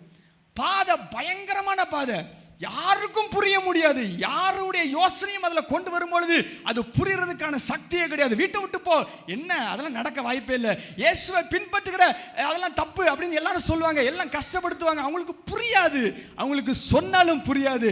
விசித்திரமான பாதைகள், எல்லாம் நன்மைதான், எல்லாம் அழகுதான். ஆனால் கால்கள் எடுத்து வைத்து அதில் செய்ய ஆரம்பிக்கும் பொழுது அவைகளிலே கவனமாய் இருக்க வேண்டியது நமக்கு கொடுக்கப்பட்டதாக இருக்கிறது. ஹல்லேலூயா. பாதைகளிலே மெதுவாய் நகரும் போது கவனமாய் இருக்க வேண்டும். ஏனென்றால் அதனுடைய விலை விசித்திரமானது, விலையேற பெற்றது. இதில் அடுத்து ஒரு நீங்கள் யோசிக்க வேண்டிய ஒரு விஷயம் என்னவென்றால், இப்பேற்பட்ட பாதைகளிலே நடக்க தொடங்குகிறவன் he will become an endangered species. அதாவது அவன் மிகவும் விலையேற பெற்றவனாய் இருக்கிறதுனால் அவன் கிழிக்கப்படுவதற்கோ இல்லாவிட்டால் அவனுடைய பாதைகள் கவிழ்ந்து கீழே விழுவதற்கோ அவன் ஏதுவாக நிற்கிற ஒரு இடமாய் மாறுகிறது. நான் சரியாக சொல்லுகிறேன், கர்த்தரால் அழைக்கப்பட்டவன் நான். கர்த்தரிடத்திலிருந்து விலைமதிப்பான அழைப்பை நான் பெற்றுக்கொண்டிருக்கிறேன். கர்த்தருடைய விலைமதிப்பான பாதைகளை புரிந்திருக்கிறேன். யாருக்கும் புரியவில்லை, யாருக்கும் சொல்லவில்லை, யாருக்கும் தெரியாது. எனக்கு மாத்திரம் எனக்கு கர்த்தர் செய்ய போகிற விசித்திரமான வழியின் முடிவு எனக்கு தெரிகிறது. உன்னை ஆசீர்வதிப்பேன், உன்னை பெருமைப்படுத்துவேன், உன் மூலமாக ஆசீர்வாதம் உண்டாயிருக்கும், உன் மூலமா பூமியுடைய சந்ததி எல்லாம் உண்டாயிருக்கும். யார்ட்டி சொன்னா புரியாது, அப்பாட்ட சொன்னா புரியாது, அம்மாட்ட சொன்னா புரியாது, யார்ட்ட சொன்னா புரியாது. கர்த்தர் அழைத்திருக்கிறார். நான் விலையேற பெற்றவன், விலையேற அழைப்பை பெற்றிருக்கிறேன், பாத்திரவனாய் இருக்கிறேன் என்றெல்லாம் சரியாக இருக்கிறது. இந்த சரியாக இருக்கிற இந்த அழைப்பு பெற்ற இந்த மனிதன் மிகவும் மோசமாக விழுவதற்கு ஏதுவான ஒரு இடத்துல நின்று கொண்டிருக்கிறான். ஏனென்றால் சுத்தி இருக்கிற எல்லா பாதைகளும் சேர்ந்து இவனை கிழிப்பதற்கு ஆயத்தமாய் இருக்கும். ஏனென்றால் இவன் மாத்திரம் யாருக்கும் தெரியாத பாதையிலே நடப்பதற்கு ஆயத்தமாய் இருக்கிறான். ஹல்லேலூயா. அப்படின்னா என்ன அர்த்தம்னா, எப்ப அழைப்பு உங்களுக்கு வந்து உங்களுடைய சிந்தனையில் அது விழுந்த அடுத்த நிமிடத்தில் சுத்தி இருக்கிற எல்லா சூழலும் தாறுமாறா மாற ஆரம்பிச்சிடும். சுத்தி இருக்கிற எல்லாம் தலைகளை விழ ஆரம்பிச்சிடும். நீங்கள் என்னைக்கு ஜெபம் பண்ணணும்னு நினைக்கிறீங்களோ அன்னைக்கு தான் உலகமே உருண்டு தலை மேலே வந்து விழும். உடனே நீங்கள் சொல்வீங்க, நான் ஜெபம் பண்ணாமல் இருக்கும்போதே நான் நல்லா இருந்தேன், அதனால் இனிமேல் நம்ம ஜெபமே பண்ண வேண்டாம் அப்படின்னு முடிவு பண்ணிடுவோம். என்னைக்கு குடும்ப ஜெபம்னு ஒன்று ஆரம்பிக்கிங்களோ அன்னைக்கு தான் எல்லா விஷயங்களும் ஏறி வந்து விழும். அது வரைக்கும் ஒரு பிரச்சனையும் வராது. இந்த குடும்ப ஜெபம் சொன்னோன்னா 9 மணிக்கு 2 பிசாசு வந்து உட்காந்துருக்கோம், எல்லாம் உட்காந்துருக்கோம், பாபான்னு கத்தும். அப்போ யோசிப்பீங்க, குடும்ப ஜெபம் பண்ணலான்னா நிம்மதியாக தூங்கிடுறோம், பேசாம அப்படியே தூங்கிட வேண்டியதான, எதுக்கு புதுசா ஆரம்பிப்பானே அப்படின்னு நினைச்சு சாதாரணமாய் மாறி விடுவோம். கர்த்தருடைய அழைப்புப்பட்டவன் வெளிச்சத்தில் நடக்கிறவனாய் இருக்கிறான். The moment you receive the call, the moment you receive the fullness of God, கர்த்தருடைய நிறைவான ஒரு அழைப்பை பெற்ற அடுத்த நிமிடத்தில் பாதையை எப்படியாவது தள்ளி கீழே விழ வைக்கிறதுக்காக சுத்தி எல்லா பாதைகளும் உங்களுக்கு எதிராக இருக்கும். நான் காண்பித்து உங்களுக்கு விளக்க விரும்புகிறேன். யோபு 28க்கு வாருங்கள், மீண்டும் அந்த இடத்துக்கு செல்வோம். 7ஆம் வசனம், ஒரு வழி உண்டு, அது கர்த்தருடைய அழைப்பின் வழி, அந்த வழியில ஒருத்தன் போக ஆரம்பிக்கும் பொழுது ஒரு பட்சிக்கும் தெரியாத வழியா இருக்கிறது, வல்லூரின் கண்ணுக்கு தெரியாத ஒரு இடமா இருக்கிறது, துஷ்ட மிருகத்தின் கால் படாத இடமா இருக்கிறது, சிங்கம் நடந்தே போகாத ஒரு இடமா இருக்கிறது. இந்த பாதை எப்படிப்பட்ட பாதைனா, ஆண்டவருக்கு பயப்படுதல் அப்படிங்கிற ஒரு பாதையினால அழைப்பு பெற்று போகிற பாதையா இருக்கிறது. அது மனிதனுடைய எல்கைக்கு உட்பட்டதா இல்லாமல், மாம்சத்துக்கு உட்பட்டதா இல்லாமல், ஆவிக்குரிய பிரமாணத்தினாலே, ஆவியின் பிரமாணத்தினாலே உருவாக்கப்பட்டதா இருக்கிறது.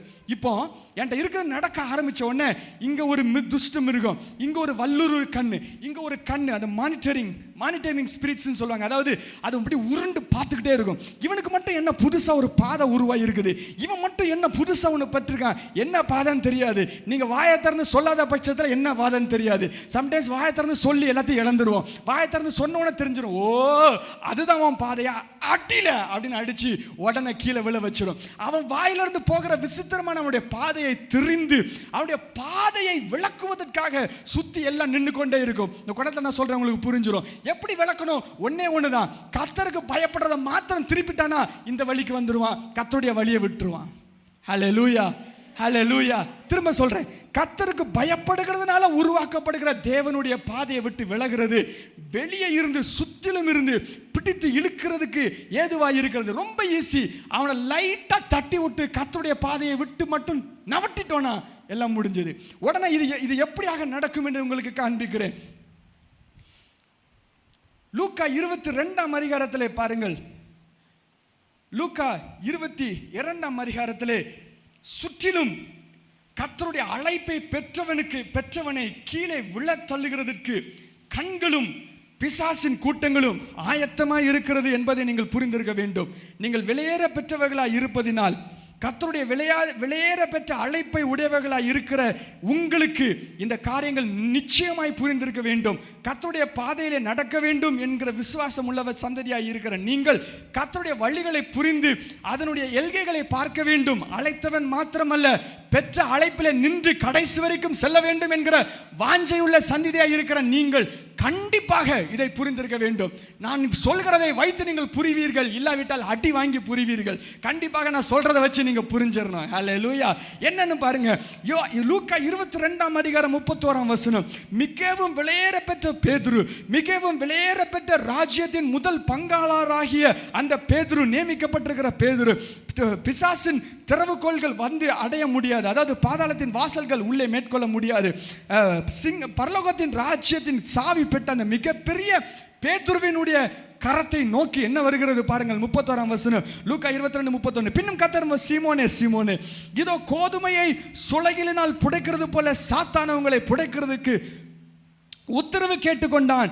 நானோ உன் விசுவாசம் ஒளிந்து போகாதபடிக்கு உனக்காக வேண்டிக் கொண்டேன். நீ குணப்பட்ட பின்பு உன் சகோதரை சிறப்படுத்து என்றான். இந்த இடத்துல நின்று கொண்டு கர்த்தருடைய பாதைகளை சுமக்கிறவனை புடமிடுகிறதுக்காக, சுற்றிலும் அவனுடைய பாதைகளை ஒன்றுமில்லாமல் நசுக்கி, நெய்யாய் நசுக்கி ஒன்றில்லாமல் ஆக்குவதற்காக பிசாசுக்கு சில அதிகாரங்களையும் கண்கள் மூலமாக, சுற்றிலும் வல்லூரி கண்கள் பாதைகளின் மூலமாக, வேற்று பாதைகள் மூலமாக பாதைகளை திருப்பி அவனை ஒன்றுமில்லாமல் ஆக்குறதுக்கும் சுற்றிலும் நின்று கொண்டே இருக்கும்.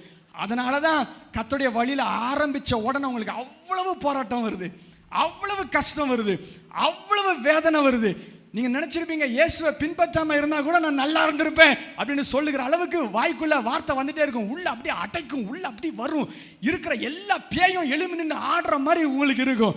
இன்னைக்கு நான் உங்களுக்கு சொல்லுகிறேன், உங்களுடைய அழைப்பு வெளியேற பெற்றது, ஆகவே உங்களுக்கு கொடுக்கப்பட்ட பாதையில் நில்லுங்கள் என்று சொல்லும்படியாக தான் வந்திருக்கிறேன். ஹல்லேலூயா, ஹல்லேலூயா. All I'm going to say is stay on your path. உங்களுக்கு கொடுக்கப்பட்ட அழைப்பின் பாதையில் நின்று கொண்டிருங்கள், விட்டு விடாதீர்கள் என்று வார்த்தையை சுமந்து உங்கள் முன்பதாக சொல்லும்படியாக வந்திருக்கிறேன். கரங்களை வைத்து ஒரு ஹல்லேலூயா சொல்லலாமா? ஹல்லேலூயா. கர்த்தருடைய வழி விசித்திரமானது, வெளியேறப்பட்டது, சாதாரணமாய் கொடுக்கப்படுகிறது அல்ல, சாதாரணமாய் வருகிறதும் அல்ல, சாதாரணமாய் கர்த்தர் எல்லா ஜனங்களுக்கும் கொடுக்கிறதும் அல்ல. கர்த்தர் உங்களுக்கு மாத்திரம் விசேஷமாய் விசித்திரமாய் கர்த்தர் கொடுத்திருக்கிறார். கர்த்தர் உங்களுக்கு மாத்திரம் விசேஷித்த அழைப்பை கொடுத்திருக்கிறார். இப்பொழுது அது புடமிடப்பட்டு கொண்டிருக்கிறது, வெளியே இருந்து புடமிடப்பட்டு கொண்டிருக்கிறது. சாத்தான் அதை நசுக்கி ஒன்றில்லாமல் பாதையை திருப்பி தள்ளி நீ மறுதளி தூரப்போ, உனக்கு ஆனவருக்கு சம்பந்தமே இல்லை, வேறு பாதையை பார்த்து செல் என்று தள்ளி விடுகிற அளவுக்கு சுற்றிலும் இருந்து எல்லா புடைச்சலும், எல்லா இரைச்சல்களும், எல்லா வேதனைகளும் சுத்தி நெருக்குகிறது. சகல பாதைகளும் நெருக்குகிறது. நான் போக வேண்டும் என்று இந்த இடத்துல இருந்தேன், இந்த இடம் தான் வேணும்னு நினைச்சேன், வேண்டான்னு விடுகிறதே ஒரு மிகப்பெரிய ஒரு வழியா இருக்கிறது. அது ஒரு வேதனை. That is a brokenness. எனக்கு ஆசை இருக்குது அந்த வழியில போகணும், ஆனா போக மாட்டேன். ஏன் போக மாட்டேன் தெரியுமா? அழைக்கப்பட்டவன். ஹல்லேலூயா. எனக்கு அப்படி செய்யணும், இந்த பாவத்தை செய்யணும், இப்படிலாம் பாவத்தை பண்ணணும்னு ஆசை, பண்ண மாட்டேன்னு சொல்லுகிறதே ஒரு மிகப்பெரிய ஒரு ஒப்பு கொடுத்தல் போல இருக்கிறது. ஒரு உடைக்கப்பட்ட தன்மையா இருக்கிறது. என்னாலலாம் செய்ய முடியலையே, இந்த பாதையெல்லாம் விட்ட ஒரு வேதனை இருக்கிறது என்கிற ஒரு வேதனை இருக்கிறது. தேவனுடைய வழியை தெரிந்து கொண்ட வேதனையும் இருக்கிறது. அது போக புடைதலும் இருக்கிறது. பிசாசினாலே உண்டாகிற புடைதல் இருக்கிறது. ஆண்டவர் இந்த நேரத்தில் என்ன இருந்தாலும் சொல்லுகிறார், உன்னுடைய அழைப்பு விசேஷமானதால் அதில் நின்று கொண்டிரு என்று கர்த்தர் அழைக்கிறார். ஹல்லேலூயா, ஹல்லேலூயா. எபேசியர் 6ஆம் அதிகாரத்திலே கர்த்தர் இந்த அழைப்பை மீண்டும் கொடுக்கிறார். எபேசியர் 6ஆம் அதிகாரத்திலே கர்த்தர் சொல்லுகிறார், உங்களை அழைப்பு பெற்றவனை சுற்றிலும் இருக்கிற தன்மைகளிலே கர்த்தர் வெளிப்படுத்துகிறார். எபேசியர் 6:10 கடைசியாக, என் சகோதரரே, கர்த்தரிலும் அவருடைய சத்துவத்தின் வல்லமையிலும் பலப்படுங்கள். எல்லாரும் சொல்லுங்க, வல்லமையில் பலப்படுங்கள். சொல்லுங்க, கர்த்தரின் வல்லமையில் பலப்படுங்கள். ஹல்லேலூயா. நிறைய சோதனைகள் வருது, நிறைய போராட்டம் வருது, நிறைய இச்சைகள் வருது, நிற்க முடியல அப்படின்னு நீங்க நினைச்சிட்டு இருந்தீங்கன்னா என்ன பண்ணணும்னா, ஆவில உள்ள சாப்பாடை சாப்பிட்டு பலப்படணும். இங்க சாப்பாடு ஆவில இல்லைன்னு அர்த்தம். ஹல்லேலூயா. கர்த்தருடைய வழிகளை சுமக்கிறதுக்கு, பாதைகளை சுமக்கிறதுக்கு, கர்த்தருடைய தன்மைகளை சுமக்கிறதுக்கு உள்ள பலன் இல்லை, மாம்சத்தின் பலன் ஜாஸ்தியா இருக்குன்னு அர்த்தம். உடனே மாம்சத்தின் பலனை குறைப்பதற்காக ஆவியின் ஆகாரங்களை எடுக்கணும். ஆவியில வளர்றதுக்கான தன்மைகளை நீங்கள் எடுக்கணும். 10ஆம் வசனம் பாருங்க, அவருடைய சத்துவத்தின் வல்லமையில பலப்படணும். ஏன்? 11ஆம் வசனம், நீங்கள் பிசாசின் தந்திரங்களுக்கு எதிர்த்து நிற்க திராணி உள்ளவர்கள் ஆகும்படி தேவனுடைய சர்வாங்க வர்க்கத்தை தரித்துக் கொள்ளுங்கள். ஏன்? மாம்சத்தோடும் இரத்தத்தோடும் அல்ல, துரைத்தனங்கள், அதிகாரங்கள், பிரபஞ்சத்தின் அந்தகார லோகாதிபதிகள், வானமண்டலத்தின் பொல்லாத ஆவிகளின் சேனைகளோட நமக்கு போராட்டம் உண்டு. எப்படி இருக்குன்னு சொல்றேன், ஃபுல்லா இருட்டு மண்டலமா இருக்குன்னு நினைச்சுக்கோங்க. அடித்தட்டுல இருந்து 5 லேயர்ல எல்லாம் பிசாசின் ராஜ்யமா இருக்குதுன்னு நினைச்சுக்கோங்க. திடீர்னு உங்க தலையில மட்டும் ஒரு வெளிச்சம் உண்டா இருக்குது. திடீர்னு உங்க தலையில மட்டும் ஒரு அழைப்பின் வெளிச்சம் உண்டா இருக்குது. அப்ப சுத்தி இருக்கிறவங்களுக்கு என்ன வரும்? இவனை எப்படியாவது வாய்க்கணும், இவன் மட்டும் என்ன பெருசாக வாங்கியிருக்கான், என்னன்னு தெரியாது, என்ன அழைப்புன்னு தெரியாது. நீங்கள் வாயை திறந்து சொல்லாத பட்சத்தில் அது தெரியாது. வாயை திறந்து சொல்லும்போது அவனுக்கு டேட்டா இன்ஃபர்மேஷன் கொடுப்பீங்க. அதனால் நிறைய கிறிஸ்தவர்கள் நிறைய வெளிப்பாடுகளை வாய்க்குள்ளேயே வைக்க வேண்டியது அவசியமாக இருக்குது. வெளிப்பாடு வாங்குறது சரிதான், கர்த்தர் சொன்னால் மாத்திரம் தான் வாயை திறந்து சொல்லணும். சரியா? ஞாபகம் வச்சுக்கோங்க. சார், வெளிச்சம் உண்டா இருக்கிறது, கர்த்தருடைய அழைப்பு வெளிச்சம் உண்டா இருக்கிறது. இப்போ அவன் பாதையில் அப்படியே முண்டிக்கிட்டு போகிறான்.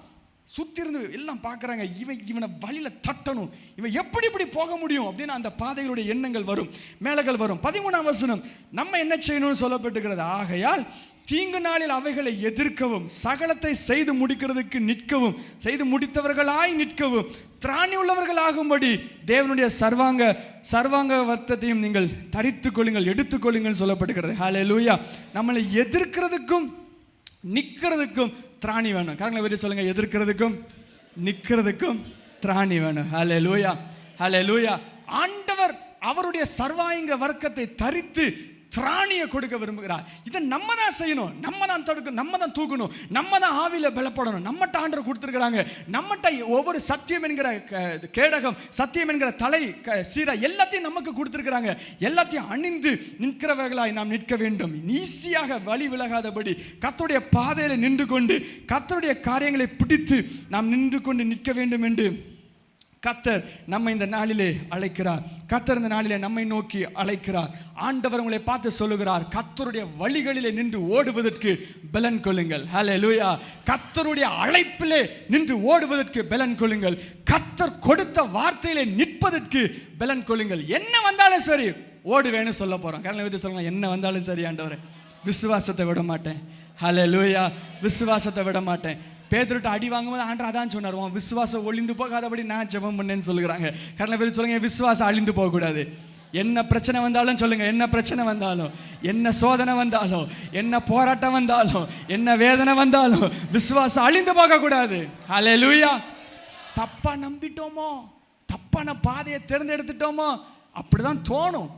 ஏன்னா ஆண்டவருடைய பாதை உலகத்தில் இல்லாத ஒரு பாதை, யாருக்கும் கொடுக்காம உங்களை மட்டும் ஆசீர்வதிச்சு உங்களுக்கு மட்டும் ஏதோ ஒரு காரியத்தை ஆபிரகாமுக்கு சொன்னது போல உன் சந்ததி மூலமா எல்லாரும் ஆசீர்வதிக்கப்படும் சொல்லப்படுகிறது போல புதிய பாதையை கொடுத்து உங்களை தூக்கி நிறுத்தணும்னா தேவனுடைய எண்ணங்களும் தேவனுடைய உதவியும் கர்த்தருடைய வசனத்திலே பலப்படுகிற தன்மைகளும் உண்டாயிருக்க வேண்டும். ஹல்லேலூயா. சரி, இந்த தேவனுடைய அழைப்பின் பாதையை விட்டு பின்வாங்கிறதுக்கு 2 வழிகள் உண்டு, 2 நிலைப்பாடு உண்டு. அதாவது கர்த்தருக்கு பயப்படுதலை விட்டு பின்வாங்கிறதுக்கு 2 வழிகள் உண்டு. ஒன்று நான் சொன்னேன், பிசாசும் அவனுடைய காரியங்களும் வந்து புடமிட்டு சுத்திலும் அழித்து அவனுடைய பாதையை தள்ளுகிறதா இருக்கிறது. இன்னொன்று என்ன அப்படின்னா, உங்களுடைய அழைப்பை உங்களை கொண்டே நசுக்குவதற்கு ஒரு பாதை இருக்கிறது. இதையும் கிறிஸ்தவர்கள் நீங்கள் புரிந்து கொள்ள வேண்டும். தேவனுடைய பிள்ளைகள், கர்த்தரால் அழைக்கப்பட்டவர்கள் புரிந்து கொள்ள வேண்டும். கர்த்தருடைய பாதையை நசுக்குவது ஒன்று வெளியே இருந்து உங்களை உந்தி தள்ளி உங்களை நசுக்க வைப்பது. 2வது உங்களுக்குள்ளாகவே இருக்கிற சில விஷயங்களை வைத்து உங்களையே நசுக்கிறது. ஆண்டவருடைய பாதையை விட்டு நீங்க தூர போகணும்னா யாராவது பிசாசு தள்ளி உங்களை தூர போக வைக்கணும். இல்லாட்டி நீங்களே போயிட்டீங்கன்னா லேஸ் இல்ல, நீங்களே போகிறதுக்கான வழியும் உண்டாயிருக்கும். அது எப்படியெல்லாம் உண்டாயிருக்கும்? நாம் ஆதியாகமத்துக்கு நாம் செல்வோம். ஆதியாகமத்திலே ஒரு பெரிய அழைப்பை நாம் வாசித்தோம். ஆதியாகமம் 12ஆம் அதிகாரம் திடீரென்று கர்த்தர் ஆபிரகாம் இடத்திலே 1ஆம் வசனத்தை சொல்லுகிறார், உன் தகப்பன் தேசம் இனம் உன் தகப்பனுடைய வீடு எல்லாத்தையும் புறப்பட்டு வான்னு சொல்றார். ரொம்ப ஈஸியாக வந்துட்டார். எப்படி வந்தாருன்னு தெரியல, ஆண்டவர் எப்படி வரன்னு தெரியலையா, என்ன பண்ணன்னு தெரியலையா, அப்படி அப்படிலாம் சொல்லலை. அவர் உடனே வருகிறார், தன் தகப்பனையும் கூட்டி கொண்டு வெளியே வருகிறார்.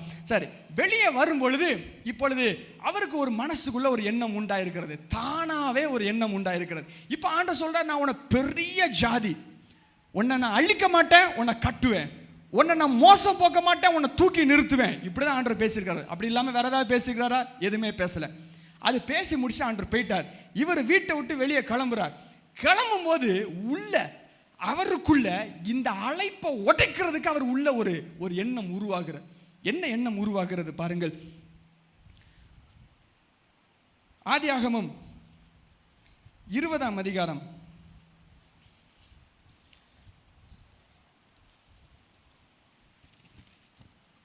ஆதியாகமம் 20ஆம் அதிகாரம் 13ஆம் வசனத்திலே இவைகள் எழுதப்பட்டிருக்கிறது. அவனுடைய வயிற்றுக்குள்ள தானாவே உருவான ஒரு விஷயம். ஆண்டவர் அழைத்தவுடன் அவனுடைய எண்ணங்களிலே தானாகவே உருவாகின ஒரு விஷயம். ஆதியாகமம் 20ஆம் அதிகாரம் 13ஆம் வசனம், என் தகப்பன் வீட்டை விட்டு தேவன் என்னை தேசாதிரியாய் திரியும்படி செய்த போது, அதாவது ஆதியாகமம் 12ஆம் அதிகாரம் 1ஆம் வசனம் 2ஆம் வசனம் 3ஆம் வசனத்தில் அழைத்த பொழுது, நான் என் மனைவியாகிய சாராயை நோக்கி அவளை நோக்கி, நான் போகும் இடமெல்லாம் நீ என்னை சகோதரன் என்று சொல்வது நீ எனக்கு செய்ய வேண்டிய தயை என்று அவரிடத்தில் சொல்லியிருந்தேன். ஒரு சரியான பயம் அவன் வயிற்றுக்குள்ள இருந்தது. என்ன பயம் இருந்துச்சு அப்படின்னா, அவங்க வைஃப் வந்து பேரழகி அவங்க இருந்திருக்கிறாங்க, பயங்கர அழகா இருந்திருக்காங்க. இப்போ அவ அழகா இருக்கா அழகா இல்லை அது அவருக்கு முக்கியம் இல்லை. இவருக்கு என்ன முக்கியம் அப்படின்னா 11ஆம் வசனம், ஆதியாகமம் 20ஆம் அதிகாரம் 11ஆம் வசனம், அதற்கு ஆபிரகாம் இவ்விடத்தில் தேவ பயம் இல்லை, என் மனைவியின் நிமித்தம் என்னை கொன்று போட்டுருவாங்க. இவருக்கு என்ன பயம் அப்படின்னா, நம்மளை கொன்றுவாங்க. அவன் ஒய்ஃப் அழகா இருக்கா, அவளை தூக்கிட்டு போயிடுவாங்க, அது கூட பையல, நீ போனா போ, சகோதரின்னு சொல்லி உன்னை தூக்கிட்டு போனாலும் தூக்கிட்டு போ, என்ன மட்டும் கொல்லாம என்ன இருக்கணும். இவருக்கு இந்த பயம் தேவையா? தேவையே கிடையாது. ஆண்டவருடைய அழைப்பு இருக்குது, முத்திரை இருக்குது. என்ன சொல்றாங்க? உன்னை ஜாதியாய் மாற்றுவேன், உன் பேரை பெருமைப்படுத்துவேன், உன்னை ஆசீர்வதிப்பேன், உன் மூலமா பூமியின் சந்ததி எல்லாம் ஆசீர்வதிக்கப்படும். அப்ப என்ன அர்த்தம்னா 2024 பிறக்க போற பிள்ளை கூட ஆபிரகாம் நாமத்தினால ஆசீர்வதிக்கப்படும். இப்படி நீட்டிக்கிட்டு 1000 வருஷம் 2000 வருஷம் 3000 வருஷம் திட்டம் போட்டு பிளான கொடுத்துருக்காங்க. இந்த பையன் நாளைக்கே செத்து போயிடும்னு பயப்படுறான். அப்படி அடி வயிற்றுல பயம். இது இப்ப மட்டும் இல்ல, 12ஆம் அதிகாரத்திலே இருக்குது பாருங்க. ஆதியாகமம் 12ஆம் அதிகாரத்திலே அவைகள் எழுதப்பட்டிருக்கிறது. 12ஆம் அதிகாரத்தில் அந்த வீட்டை விட்டு வெளியே வர்றான். வெளியே வந்த உடனே 12ஆம் வசனம், நேராக அவர்கள் எகிப்துக்கு செல்கிறார்கள். எகிப்துக்கு சென்ன உடனே 10ஆம் வசனம் வாசிக்கிறேன், பஞ்சம் உண்டாயிருக்கிறது, எகிப்துக்கு போகிறார்கள். 11ஆம் வசனம், எகிப்துக்கு சமீபமாய் வந்தபோது தன் மனைவி சாராளை பார்த்து, நீ பார்வைக்கு அழகுள்ள ஸ்திரீ என்று அறிவேன், எகிப்தியர் உன்னை காணும் பொழுது இவள் என்னுடைய மனைவி என்று சொல்லி என்னை கொண்டு போட்டு உன்னை உயிரோட வைப்பார்கள். ஆகையால் உன் நிமித்தம் எனக்கு நன்மை உண்டாகும்படி உன்னால் என் உயிர் பிழைக்கும்படிக்கும் நீ என்னை என் சகோதரி என்று சொல்லுன்னு சொல்றான். என்ன சொல்றான்? பயம், அட்டி வயிற்றுல பயம், கொன்றுவாங்க. எல்லா கிறிஸ்தவர்களுக்கும் அழைப்பு வந்த உடனே ஜாலியாக இருக்கும். பிடிச்சு நகரும் போது உள்ள அட்டி வயிற்றுக்குள்ள ஒப்பு கொடுக்க முடியாத அநேக சுய எண்ணங்கள், சுய யோசனைகள் உள்ள அப்படி எழும்பி இருக்கும். The urges will be sitting inside your loins. உள்ள அப்படி கட்டிட்டு இருக்கும். ஆண்டவர் குறைபாடு உள்ளவன் என்று தெரிந்தும் அழைப்பை கொடுக்கிறவராய் இருக்கிறார். ஹல்லேலூயா. ஏனென்றால் உங்கள் தகுதியை வைத்து கர்த்தர் அழைக்கிறவர் அல்ல, அவருடைய பெரியவர் என்கிற நன்மையினாலே கர்த்தர் உங்களை அழைக்கிறவர். கரங்களை தட்டி கர்த்தருக்கு நன்றி செலுத்துவோம். ஹல்லேலூயா. இது 12 எழுதி இருக்குது. இந்த பைய தொலைப்பான்னு தெரிஞ்சே ஆண்டவருடைய அழைப்பு உண்டா இருக்குது. பேதுரு கவுத்து போடுவான்னு தெரிஞ்சே ஆண்டவர் அழைத்திருக்கிறார். ஆண்டவர் தெரியாதவன் மறுதளிப்பான்னு தெரிகிற அந்த ஈவெண்ட்டுக்கு முன்னாடியே தம்பி உனக்காக நான் ஜெபம் பண்ணியிருக்கேன் அப்படின்னு ஆண்டவர் சொல்லுகிறாரு. ஹல்லேலூயா. அழைக்கப்பட்டவர்கள் விசித்திரமானவர்கள். ஹல்லேலூயா. இன்னைக்கு நான் உங்கள்கிட்ட சொல்கிறது என்னன்னா, அழைப்பு மேன்மையானது. அழைப்பை நடத்துகிற தேவன் உண்மையுள்ளவர். அவர் எல்லாவற்றையும் சரியாய் செய்து முடிப்பார். நீங்க செய்ய வேண்டியது ஒண்ணே தான், அவருடைய பாதையில நின்றுட்டுருங்க. ஹல்லேலூயா. பயந்து ஆபிரகாம் பிச்சுக்கிட்டு போன மாதிரி எகிப்துக்கு பிச்சுட்டு போயிடாதீங்க. ஆபிரகாம் பயந்து தன்னுடைய மனைவியை கூட விற்கிறதுக்கு அவன் இருந்தது மாதிரி இருந்து போகாதீங்க. நீங்கள் சரியாய் நிற்க வேண்டும் என்று நான் உங்களிடத்தில் வேண்டுகொள்ளும்படியாக வந்திருக்கிறேன். ஹல்லேலூயா. இங்க போயிட்டான், வித்துட்டான். என்ன நடக்குது பாருங்க. பார்வோன் உடனே தூக்கிட்டு போயிட்டான், வைஃபை எடுத்துட்டு போயிட்டான். 15ஆம் வசனம், ஆதியாகமம் 12:15. பார்வோனுடைய பிரபுக்களுடைய கண்டு பார்வோனுக்கு முன்பதாக அவளை புகழ்ந்தார்கள். அப்பொழுது அந்த ஸ்திரீ பார்வோனுடைய அரண்மனைக்கு கொண்டு போகப்பட்டால் அவன் நிமித்தம் ஆபிரகாமுக்கு தயை பாராட்டினார்கள். அவனுக்கு ஆடு மாடு கழுதெல்லாம் கொடுத்து நல்ல பெருசாயிட்டான். கேளிக்கை கழுதைகளும் ஒட்டகளும் கிடைத்தது. 17ஆம் வசனம், ஆபிரகாமுடைய மனைவியாகிய சாராளின் நிமித்தம் கர்த்தர் பார்வோனையும் அவன் வீட்டாரையும் மகாவாதையினாலே வாதித்தார். அப்பொழுது பார்வோன் ஆபிரகாமை நோக்கி, நீ எனக்கு ஏன் இப்படி செய்தாய்? இவள் உன் மனைவி என்று நீ எனக்கு அறிவியாமல் போனதென்ன? இவள் உன் சகோதரி என்று நீ எனக்கு சொல்ல வேண்டியது என்ன? இவளை நான் எனக்கு மனைவியாக கொண்டிருப்பேனே, இதோ உன் மனைவி, இவளை அழைத்து கொண்டு போய் என்று சொன்னான். பார்வோன் அவனை குறித்து தன் மனுஷருக்கு கட்டளை கொடுத்தான். அவர்கள் அவனையும் அவன் மனைவியும் அவனுக்கு உண்டான எல்லாவற்றையும் விட்டு விட்டாங்க. இவன் வைஃபே விட்டுட்டான், போப்பா நம்ம தப்பிச்சா போதுன்னு விட்டுட்டான். ஆனா ஆண்டவர் அந்த பெண்ணை தொடாதபடி பார்வோனே அடிச்சாரு. ஏன் அப்படின்னா அழைப்பு தலைமையில் இருக்குது. ஹல்லேலூயா. சாராயை யாரும் தொட முடியல. ஏன் தெரியுமா? அழைக்கப்பட்டவர். உங்க பிள்ளைகளை யாரும் தொட முடியாது. என் கை புல்லரிக்கிறது. யாரும் தொட முடியாது. ஏனென்றால் நீங்கள் அழைக்கப்பட்டவர்கள். உங்கள் சந்ததி கர்த்தரால் அழைக்கப்பட்டது. ஹல்லேலூயா. என் பிள்ளை விழுந்துருவானோ, நான் விழுந்துருவானோ, என்னுடைய காரியங்கள் விழுந்துருமா, பயப்படாதே, கர்த்தர் உன்னோடு இருக்கிறார். ஹல்லேலூயா. ஆபிரகாமே வித்து போட்டாலும் அப்பா வித்து போடல. ஹல்லேலூயா. ஆபிரகாமே வேண்டான்னு சொன்னாலும், நான் தப்பிச்சா போதும் நினைச்சாலும் சரி, ஒரு தடவை நினைஞ்சு கூறு வந்த பிறகு அடுத்த தடவையா நடக்காம இருக்கணும்ல. அடுத்த தடவை அப்படி நடக்கும் பாருங்க. ஆதியாகமம் நம்ம வாசித்த பகுதி 20ஆம் அதிகாரம். ஆதியாகமம் 20ஆம் அதிகாரத்திலையும் அது அப்படி நடக்கும். திருப்பி ஒரு இடத்துக்கு போவாங்க. 20ஆம் அதிகாரம் 2ஆம் வசனம், 1ஆம் வசனம், ஆபிரகாம் அவ்விடம் விட்டு தென் தேசத்துக்கு பிரயாணம் பண்ணி போகிறான். ஆபிரகாம் தன் மனைவியாகிய சாராளை தன் சகோதரன் என்று சொல்றதுனாலே கேராரின் ராஜாவாகிய அமலேக்கு ஆள் அனுப்பி சாராளை அழைப்பித்தான். அப்பொழுது ஆண்டவர் வந்து சொல்றாங்க, திருப்பி விட்டுட்டான். அப்ப ஆண்டவர் எப்படி காப்பாத்துறாரு பாருங்க. 3ஆம் வசனம், தேவன் இரவிலே அமலேக்குக்கு சொப்பனத்தில் தோண்டி, நீ அழைப்பித்த ஸ்திரீ நிமித்தம் நீ செத்தாய், அவள் ஒருவனுடைய மனைவியாய் இருக்கிறாளே என்றான். அமலேக்கு அவளை சேராதிருந்தான். ஆகையால் அவன், ஆண்டவரை நீதியுள்ள ஜனங்களை அழிப்பீரோ? இவன் தன் 5ஆம் வசனம் பாருங்க, இவள் தன் சகோதரி என்று என்னிடத்தில் சொல்லவில்லையா? அவன் தன் சகோதரன் என்று இவளும் சொன்னவில்லையா? உத்தம இருதயத்தோடு சுத்தமான கைகளோடு தான் இதை செஞ்சேனேன்னு சொல்லுகிறார். அப்பொழுது தேவன், உத்தம இருதயத்தோடு நீ செய்தாய் என்று நான் அறிந்திருக்கேன், நீ எனக்கு விரோதமாக பாவம் செய்யாதபடி நான் உன்னை தடுத்தேன் என்று ஆண்டவர் சொல்லுகிறார். 7ஆம் வசனம் கடைசியில் பாருங்க, நீ அவளை அனுப்பி விடாதிருந்தால் நீயும் உன்னை சேர்ந்த யாவரும் சாகவே சாவீர்கள் என்று அறிவாயாக கர்த்தர் மிரட்டுகிறார். ஹல்லேலூயா. ஆண்டவர் உங்களை பாதுகாக்கிறார். நீங்க நம்புறீங்களா? அமலேக்குக்கு போனாலும் சரி, பார்வோனுக்கு இடத்துல போனாலும் சரி, விற்கப்பட்டு போனாலும் சரி, உங்களுடைய கணவனே கைவிட்டாலும் சரி, கர்த்தர் உங்களை சுற்றிலும் பாதுகாப்பாக இருக்கிறார். ஹல்லேலூயா. அழைக்கப்பட்டவனுடைய விலையேறப்பட்டது. Don't think that you will fail. அழைக்கப்பட்டவன் தோற்று போகிறதுக்கு வாய்ப்பே கிடையாது. அவன் கர்த்தருடைய பாதையில மாத்திரம் நின்று கொண்டே இருக்கணும். ஹல்லேலூயா. என்ன வந்தாலும் சரி, எவ்வளவு சூழ்நிலைகள் மோசமானாலும் சரி, எவ்வளவான காரியங்கள் பார்க்க முடியாமல் போனாலும் சரி, கண்டிப்பா பார்க்க முடியாது. அழைக்கப்பட்டவனுடைய கண்களால் பார்க்க முடியாது. யோசேப்பு போல எல்லாமே தோத்து போல தான் இருந்துட்டே இருக்கும். ஆபிரகாம் போல முன்பதாக எல்லாம் வனாந்தரம் மாதிரி தான் இருந்துட்டே இருக்கும். ஆனா ஒண்ணு மட்டும் ஞாபகத்துல இருந்துட்டே இருக்கும், கர்த்தர் எனக்கு அழைப்பு கொடுத்திருக்கிறார், தரிசனம் எனக்கு உண்டாயிருக்கிறது, கர்த்தர் நிறைவேற்றும்படியாக காலங்களை நியமித்து வைத்திருக்கிறார், கர்த்தர் என்னோடு பேசி இருக்கிறார், வார்த்தை ஒருபோதும் என்னை விட்டு போகாதுன்னு சொல்லி பிடிச்சுக்கிட்டே நின்றுட்டே இருக்கணும். உங்களுடைய சுயத்தினாலே அவைகளை அவித்து விடக்கூடாது. பிசாசின் தந்திரங்களினாலும் நீங்கள் அவித்து விட போகக்கூடாது. கர்த்தருடைய வழிகளிலே நின்று கொண்டிருங்கள். ஹல்லேலூயா. கடைசியில் என்ன நடந்தது? ஆபிரகாமை கர்த்தரை தூக்குகிறவராய் இருக்கிறார். ஆபிரகாம் சில இடத்துல தவறான ஜெபம் பண்ணுகிறான் பாருங்கள். ஆதியாகமம் 15ஆம் அதிகாரத்திலே ஒரு ஜெபம் போடப்பட்டிருக்கிறது. ஆதியாகமம் 15ஆம் அதிகாரம் 2ஆம் வசனம். அதற்கு ஆபிரகாம், கர்த்தராகிய ஆண்டவரே, அடியனுக்கு என்ன தருவீர்? நான் பிள்ளை இல்லாமல் இருக்கிறேன். இந்த எலியேசரை ஆசீர்வதியும்னு சொல்லுகிறான். ஆண்டவர் ஈசாக்கை தான் வச்சிருப்பாங்க. ஆனா அவன் இது பண்ணும்போது என்ன சொல்லுவான் அப்படின்னா, எலியேசரை ஆசீர்வதியும்னு சொல்லுவான். ஆதியாகமம் 17ஆம் அதிகாரம் 18ஆம் வசனம். இஸ்மவேல் உமக்கு முன்பதாக பிழைப்பானாக என்ற ஆபிரகாம் தேவனிடத்தில் விண்ணப்பம் பண்ணினான். ஃபர்ஸ்ட் எலியேசர் என் பிள்ளையா வச்சுக்கோங்க, அவன் சுதந்திரம், அவனை ஆசீர்வதிங்கன்னு தப்பான ஜெபம் பண்ணுகிறான். இஸ்மவேல் ஆசீர்வதிங்கன்னு திரும்பி தப்பான ஜெபம் பண்ணுகிறான். அப்பொழுது 19ஆம் வசனத்துல பாருங்க, ஆதியாகமம் 17:18 தப்பான ஜெபம் பண்ணுகிறான். இஸ்மவேலை ஆசீர்வதியும்னு 19ஆம் வசனம். அப்பொழுது தேவன், உன் மனைவியாகிய சாராள் நிச்சயமாய் உனக்கு ஒரு குமாரனை பெறுவாள், அவளுக்கு ஈசாக் என்று பெயரிடுவாயாக. அவன் என் உடன்படிக்கை அவனுக்கும் அவன் பின்வரும் அவன் சந்ததிக்கும் நித்திய உடன்படிக்கையாக ஸ்தாபிப்பேன்னு சொல்லுகிறான். ஆபிரகாமே, ஆண்டவரே போத ஆண்டவரே, ரொம்ப ஆசீர்வதிச்சீங்க, ரொம்ப நன்றின்னு அடுத்த பாதையை நோக்கி போனாலும் அழைக்கப்பட்டவனை கர்த்தர் விடவே மாட்டார். ஹல்லேலூயா. தாவீது என்ன பண்ணுவானா, அவன் இஸ்ரவேல் மேல் ராஜாவாக அபிஷேகம் பண்ணப்பட்டவன். அவனுடைய கடைசி காலத்தில் என்ன பண்ணுவானா, பெலிஸ்தர் தேசத்துக்கு போயிடுவான், எதிரி தேசத்துக்கு போயிடுவான். எதிரி தேசத்துக்கு போகிறது மாத்திரமல்லாமல் எதிரி தேசத்தினுடைய ராஜாக்கு அடியில இருந்து அவனுடைய ராஜ்யபாரத்தை பெருசாக்குறதுக்காக அங்க போய் யுத்தம் பண்ண ஆரம்பிச்சிருவான். ஜிக்லாக் அப்படிங்கிற ஒரு இடத்துல போயிட்டு பெலிஸ்தருடைய ராஜாவுடைய எல்கைகளை விஸ்தாரம் படுத்துவதற்காக மறந்து போனான். அவன் இஸ்ரவேலின் ராஜாவாக அபிஷேகம் பண்ணப்பட்டவன் இங்க நின்றுட்டு இருக்கிறான். கடைசியில் ஒரு இடம் வரும், பெலிஸ்தர்கள் இப்போ இஸ்ரவேல் மேல யுத்தம் பண்ண போறாங்க. இஸ்ரவேல் மேல் யுத்தம் பண்ண போகும்போது ஒரு பிரச்சனை வரும். தாவீதை கூட்டிட்டு போகணுமா வேண்டாமான்னு.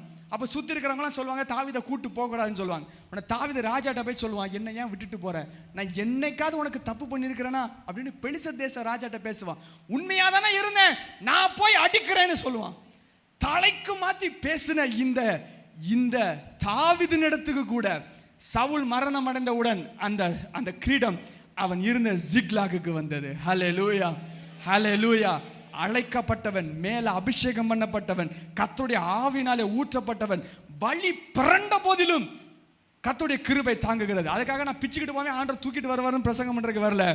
இப்படி பிச்சுட்டு போனாலும் ஆண்டவர் செய்கிற ஆண்டவராக இருக்கிறதுனால பிக்காம இரு, கண்டிப்பா ஆண்டவனை உயர்த்துவாருன்னு சொல்ல வந்திருக்கிறேன். ஹல்லேலூயா, ஹல்லேலூயா. நல்லா இருக்குதே, அப்ப நம்ம என்னன்னாலும் பண்ணலாம், ஆண்டவர் தூக்கி தூக்கி போடுவார் அப்படிலாம் கிடையாது.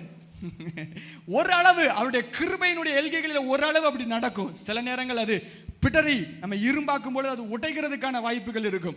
ஆகவே கர்த்தருடைய அபிஷேகம் இருக்கிறதுனால் எல்லா தப்பு பண்ணுகிறதுக்காக அதிகாரம் கொடுக்கப்படவில்லை. கர்த்தருடைய அபிஷேகம் உங்கள் மேல் ஊற்றப்பட்டிருக்கிறதுனால், அழைக்கப்பட்டவர்களாய் இருக்கிறதுனால், நீங்கள் விசுவாசத்தை காத்துக்கொண்டு இன்னும் வேகமாய் நடந்தீர்கள் என்றால், இன்னும் உத்தமமாய் நடந்தீர்கள் என்றால், எவ்வளவு இருள் வந்தாலும் சரி, பிசாசின் தந்திரங்கள் வந்தாலும் சரி, எல்லா பில்லுசுனிய கட்டுகள் வந்தாலும் சரி, எவ்வளவு போராட்டம் வந்தாலும் சரி, விசுவாசத்தை காத்துக்கொண்டு பிடித்துக்கொண்டு கர்த்தர் எனக்கு கொடுத்திருக்கிறார். வருடங்கள் ஆனாலும் சரி, பல வருடங்கள் ஆனாலும் சரி, நான் பார்க்காமல் போகிற இருந்தாலும் சரி, இப்படியே பலன் குன்றி நான் மரித்து போய் விடுவேன் என்கிற பயம் என் இருதயத்தை ஆட்கொண்டாலும் சரி, கர்த்தர் அழைத்திருக்கிறார். அவர் உண்மையுள்ளவர், சதா காலமும் உண்மையில் அரசாட்சி செய்கிற தேவன். என் வாழ்க்கையையும் என்னுடைய சந்ததியும் செழிக்க பண்ணுவார், சரியாய் நடத்துவார் என்கிற விசுவாசம் இருதயத்திலே ஆழமாய் எழும்ப வேண்டும். ஹல்லேலூயா, ஹல்லேலூயா. பிற்காலத்தில் என்ன நடந்தது பேதுருவுக்கு? அப்போஸ்தலர் 12ஆம் அதிகாரத்துக்கு வாருங்கள். அப்போஸ்தலர் 12ஆம் அதிகாரத்தில் ஒரு சம்பவம் சொல்லப்பட்டிருக்கிறது. பேதுருவினுடைய கடைசி நாள் நிர்ணயம் பண்ணப்பட்டு விட்டது. பேதுருக்கு கடைசி நாள், நாளைக்கு அவரை அடிச்சு கொல்ல போறாங்க. 4ஆம் வசனம், அவனை பிடித்து உள்ள வைக்கிறார்கள். 4 வகுப்பு இதுல வைக்கிறாங்க, அடுத்த நாள் கொலை பண்ணுவதற்காக. அடுத்த நாள் அவனை ஒன்றும் இல்லாமல் அவனை கொலை பண்ணுகிறதுக்காக. நம்மளாக இருந்தால் அந்த நாள் அப்படி நம்மளுக்கு பயங்கர டயர்டாக இருக்கிறதுனால, நாளைக்கு செத்து போகிறதுனால ஒழுங்காக தூக்கம் வராமல் கதறிட்டு இருந்திருப்போம், கத்தாவே என்னை காப்பாற்றும், கத்தாவே என்னை காப்பாற்றும். ஆனால் பேதுரு தூங்கிட்டு இருப்பார், அந்த இடத்துல படுத்து தூங்கிட்டு இருப்பார். 6ஆம் வசனம், ஏரோது அவனை வெளியே கொண்டு வரும்படி குறித்த நாளுக்கு முந்தின நாள் ராத்திரியிலே பேதுருவை 2 சங்கிலினால் கட்டப்பட்டு 2 சேவகர் நடுவே நித்திரை பண்ணி கொண்டிருந்தான். காவற்காரரும் கதவு முன்னிருந்த சிறைச்சாலையும் காத்து கொண்டிருந்தார்கள். அப்பொழுது கர்த்தருடைய தூதன் அங்கே வந்து நின்றான். அறையிலே வெளிச்சம் பிரகாசித்தது. அவன் பேதுரு விழாவை தட்டி சீக்கிரமாக எழுந்திரு என்று அவனை எழுப்பினான். உடனே சங்கிலிகள் கைகளிலிருந்து விழுந்தன. தூதன் அவனை நோக்கி உன் அறையை கட்டி உன் பாதரட்சியை தொடுத்துக்கொள் என்றான். அவனும் அந்தபடியே செய்தான். தூதன் பின்னும் அவனை நோக்கி உன் வஸ்திரத்தை போர்த்தி கொண்டு பின்னே வா என்றான். அந்தபடி அவன் புறப்பட்டு அவனுக்கு பின் சென்று தூதன் செய்யப்பட்டது மெய் என்று அறியாமல் தான் ஒரு தரிசனம் காண்கிறதாக நினைத்தான். அவர்கள் 1ஆம் காவல் 2ஆம் காவல் கடந்து நகரத்துடைய போகிற இரும்பு கதவு வழியாய் வந்தபோது தானாய் திறவுண்டது. வழியாய் அவர்கள் புறப்பட்டு ஒரு வீதி தெருவை நடந்து உடனே தூதன் அவனை விட்டு போய்விட்டான். தெளிவு வந்தபோது அவனுக்கு தெரிந்து வெளியே வந்துட்டான் அப்படின்ட்டு. காலம் வருகிறதுக்கு முன்னாடி அழைக்கப்பட்டவன் எடுத்துக்கொள்ளப்படுவதற்கு வாய்ப்பே கிடையாது. ஹல்லேலூயா. காரங்களை விட்டு சொல்லுங்க, கர்த்தர் என்னை அழைத்திருக்கிறார், கர்த்தருடைய பாதையிலே நடக்கிறேன், அதை பார்க்காமல் நான் மரிக்க மாட்டேன். ஹல்லேலூயா, ஹல்லேலூயா. சிறைச்சாலையில் போட்டு நாளைக்கு அவனை அடிக்கிறதுக்கு நேரம் இருந்தாலும் நேரம் வரலன்னா கர்த்தர் தூக்குவார். கர்த்தர் சிறைச்சாலையில் வந்தா கூட கர்த்தர் அவனை எடுத்து போடுவார். பேதுருவும் தூரே வெளியே போகிறான். யோவான் 20ஆம் அதிகாரத்தில் எழுதப்பட்டிருக்கிறது. யோவான் 20ஆம் அதிகாரத்திலே இயேசுவானவர் மரித்து அடக்கம் பண்ணப்பட்டு உயிர்த்தெழுந்த டைம்ல அது பேதுரு எல்லாவற்றையும் விட்டு திரும்பி தன்னுடைய இடத்துக்கு போய் சென்று விடுவான். யோவான் 21ஆம் அதிகாரம் 2ஆம் வசனம், சீமோன் பேதுருவும் திமு எண்ணப்பட்ட தோமாவும் கலிலேயா நாட்டில் உள்ள கானா ஊரனாகிய நாத்தான்வேலும் செபுவேலின் குமாரனும் அவருடைய சீஷர்கள் வேறு 2 பேரும் கூடியிருக்கும் பொழுது சீமோன் பேதுரு மற்றவர்களை நோக்கி மீன் பிடிக்க போகிறேன் என்றான். அதற்கு அவர்கள் நாங்களும் உடனே வருகிறோம் என்றார்கள். உடனே அவர்கள் புறப்பட்டு உடனே படவேறினார்கள். அந்த ராத்திரியில் அவர்கள் ஒன்றும் பிடிக்கவில்லை. விடிய காலத்தில் ஆண்டவர் வர்றாங்க. எல்லாம் வேண்டாம், நான் பின்னாடி போறேன், என் பழைய தொழிலுக்கு போறேன்னு திரும்பி போனாலும் அந்த இடத்துல அழைப்பை முடிக்க விடாமல் கர்த்தர் அந்த இடத்துல நின்று கொண்டிருக்கிறார். அழைப்பை ஆரம்பித்தவர் ஆண்டவர். உன்னை நான் மனுஷனை பிடிக்கவனா போல ஆக்குவேன்னு சொன்னது ஆண்டவர். அதுக்கப்புறம் உனக்கு பரலோகத்தின் திறவுகோலை தருவேன்னு சொன்னது ஆண்டவர். அவன் பிசாசு சொலவினால புடைக்கப்படும் பொழுது அவனுக்காக ஜெபம் பண்ணினவர் ஆண்டவர். திருப்பியும் வெளியே போகும்போது அவனை தூக்கி வந்து நின்னது ஆண்டவர். 21 அதிகாரத்தை வீட்டில் போய் வாசிங்க. அவன் அதுக்கு போய் திருப்பி ஆண்டவர் அற்புதத்தை செய்வார். அற்புதத்தை செய்து அவனை ஞாபகப்படுத்துவார். உன்னை எப்படி அழைச்சேன் தெரியுங்களா? முதல்ல இப்படி தான் நான் அழைச்சேன். வலையை போடுங்கள், 6ஆம் வசனம், வலையை போடுங்கள், அப்பொழுது உங்களுக்கு அகப்படும் என்று சொன்னார்கள். அவர்கள் அகப்பட்டு இழுக்கும் போது தான் அவனுக்கு தெரியுது இது வந்து ஆண்டவர் செய்கிறார். ஞாபகப்படுத்துகிறார். அழைப்பின் முதல் நிலையை ஞாபகப்படுத்துகிறார். உன்னை இப்படி தான் நான் அழைச்சேன், முதல்ல இப்படி தான் நான் அழைச்சேன் அப்படின்னு ஞாபகப்படுத்துகிறார். உடனே இயேசு என்று சொல்லுக அவன் நினைத்து உடனே ஓடி வருகிறான். வெளியே வந்தவுடன் கர்த்தர் அவனை பார்த்து கேட்கிறார். 15ஆம் வசனம், அவர்கள் போஜனம் பண்ணின பின்பு இயேசு சீமோன் பேதுருவை நோக்கி, யோனாவின் குமாரனாகிய சீமோனே, இவர்களிலும் அதிகமாய் என்னிடத்தில் அன்பாய் இருக்கிறாயா அப்படின்னு ஆண்டவர் கேட்கிறாங்க. இவர்களிலும் அதிகமாய் என்னிடத்தில் அன்பாய் இருக்கிறாயா? ஆம் ஆண்டவரே, நேசிக்கிறேன். 16ஆம் வசனம், 2வது தரம் அவர் அவனை நோக்கி, யோனாவின் குமாரனாகிய சீமோனே, நீ என்னிடத்தில் அன்பாய் இருக்கிறாயா? ஆம் ஆண்டவரே, உம்மை நேசிக்கிறேன். 17ஆம் வசனம், 3ஆம் தரம் அவர் அவனை நோக்கி, யோனாவின் குமாரனாகிய சீமோனே, என்னை நேசிக்கிறாயா என்று கேட்டார். அதற்கு அவர் 3ஆம் தரம் தான் கேட்டபடியால் பேதுரு துக்கப்பட்டு, ஆண்டவரே, நீர் எல்லாவற்றையும் அறிந்திருக்கிறீர், நான் உம்மை நேசிக்கிறேன் என்பதையும் நீர் அறிவீர் என்றான். இயேசு, என் ஆடுகளை மேய்ப்பாயாக என்று சொன்னார். கர்த்தர் இன்றைக்கும் இதே வார்த்தையை உங்களை பார்த்து கேட்கிறார். வெளியே போகணும்னு நினச்சிட்டே இருக்கிறியா? தூரம் போகணும்னு நினச்சிட்டே இருக்கியா? எத்தனை நாள் வெளியே போயிட்டு வருவ? எத்தனை நாள் என்ன அழைப்பை அல்லல் தட்டிட்டு இருப்ப? எத்தனை நாள் திரும்ப நான் போயிடுவேன் மிரட்டிக்கிட்டே என்ன இருப்ப? நான் எகிப்துக்கு போயிடுவேன் ஆண்டவரே, திரும்பி நான் பாவத்துக்கு போயிடுவேன், என்ன நினச்சிட்டு இருக்கீங்க நீங்க அப்படின்னு எத்தனை நாள் நீ மிரட்டிட்டு இருப்ப? கர்த்தர் உன்னை பார்த்து தான் சொல்லுகிறார், நீ என்ன நேசிக்கிறாயா? நான் உன்னை எவ்வளவு நேசிக்கிறேன் தெரியுமா? உனக்கு ஒன்று இல்லாமல் இருக்கும்போது உனக்கு அழைப்பை கொடுத்தேன். உனக்கு அழைப்புன்னு என்னன்னு தெரியுமா? மனுஷனை பிடிக்கிறோன்னா என்னன்னு தெரியுமா? நீ யோசியா, நீ ஜோமனியா, நீ கேட்டியா? நான் தான் உன்கிட்ட சொன்னேன். உனக்கு நான் தான் சொன்னேன் உன்னை அழைத்திருக்கிறேன் என்று. நான் தான் ஆரம்பிச்சேன். ஏன்னா என் வழி இது, என் வழி. உனக்கு புரியாது, மனுஷனுக்கு புரியாது, சொன்னாலும் அவங்களுக்கு ஏற்றுக்கொள்ள முடியாது. நானே ஆரம்பித்த வழி தேவனுடைய வழி. எல்லாருடைய கண்களுக்கும் மறைக்கப்பட்டிருக்கிற விசித்திரமான விலையேற பெற்ற வழி, பாதை. அதில் நடக்கும்படி உன்னை நான் அழைத்தேன். நீ மீண்டும் மீண்டும் வெளியே சென்றாய். திரும்ப திரும்ப வந்து நான் உனக்கு சொன்னேன், பரலோகத்தின் திறவுகோலை உனக்கு தருவேன் என்று சொன்னேன். மீண்டும் மீண்டும் உன்னை தூக்கி சரியான பாதையிலே வைத்தேன். என்னை மறுதலித்தாய் 3 முறை. நான் இல்லவே இல்லை, இயேசு யார் என்று தெரியாது என்று சொன்னது மாத்திரமல்லாமல் கெட்ட வார்த்தை போட்டு என்னை திட்டின, சபிக்க ஆரம்பிச்சிட்ட. எனக்கு அவருக்கு சம்பந்தமே இல்லை, ஏன் என்கிட்ட இப்படி பேசுறீங்கன்னு சொல்லி உறவே இல்லை என்று நீ பேசுகிற அளவுக்கு நீ இருந்தாய். அப்படி இருந்தாலும் மீண்டும் நான் வந்தேனே, மீண்டும் நான் உன்னை தூக்கினேனே, மீண்டும் அரவணைத்து உன்னை வழிகளில வைத்தேனே. இன்றைக்கு ஒரு முடிவெடுப்பாயா? என்னுடைய வழிகளை நீ சரியாய் கடைபிடித்து கடைசி வரைக்கும் நீ என்னோட நிற்பாய் என்று வழி என்னை நீ இந்த நாளிலே எடுத்துக்கொள்வாயா என்று கர்த்தர் கேட்கிறார். நீ என்னை நேசிக்கிறாயா என்று கர்த்தர் உங்களை பார்த்து கேட்கிறார்.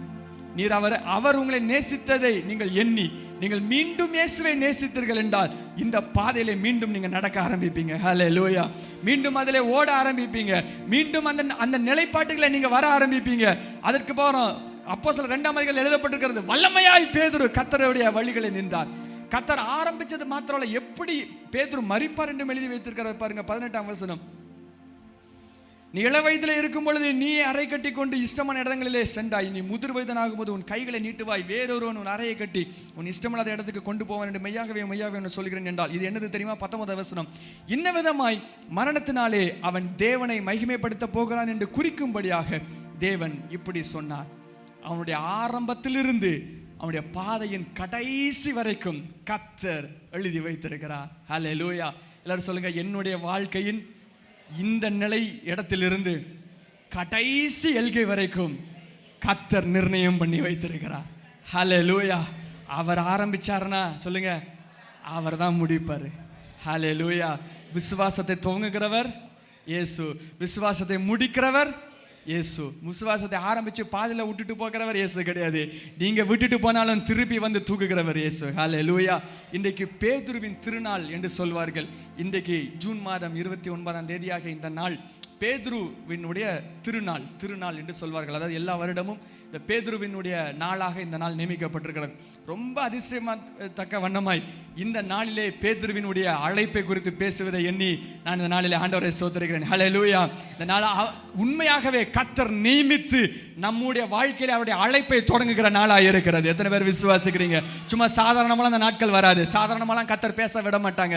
கர்த்தர் இதை பேசுகிறார் என்றால், அழைப்பை குறித்து பேசுகிறார் என்றால், இந்த நாளிலே கர்த்தர் உங்களை திருப்பியும் அதே இடத்துல நிலைப்பாட்டில் நின்று மீண்டும் உங்களை ஓட வைக்கிறார். கரங்களை தட்டி கர்த்தருக்கு நன்றி செலுத்துவோமா? மீண்டும் ஓட போகிறீர்கள், மீண்டும் அழைப்பை எடுக்க போகிறீர்கள், மீண்டும் கர்த்தர் உங்களை அபிஷேகிக்க போகிறார், மீண்டும் கர்த்தருடைய வார்த்தை உங்களுக்கு உண்டாக போகிறது, நீங்கள் இழந்த தரிசனங்கள் மீண்டும் வரப்போகிறது, கர்த்தர் உங்களை மீண்டும் உயர்த்தி வைக்க போகிறார்.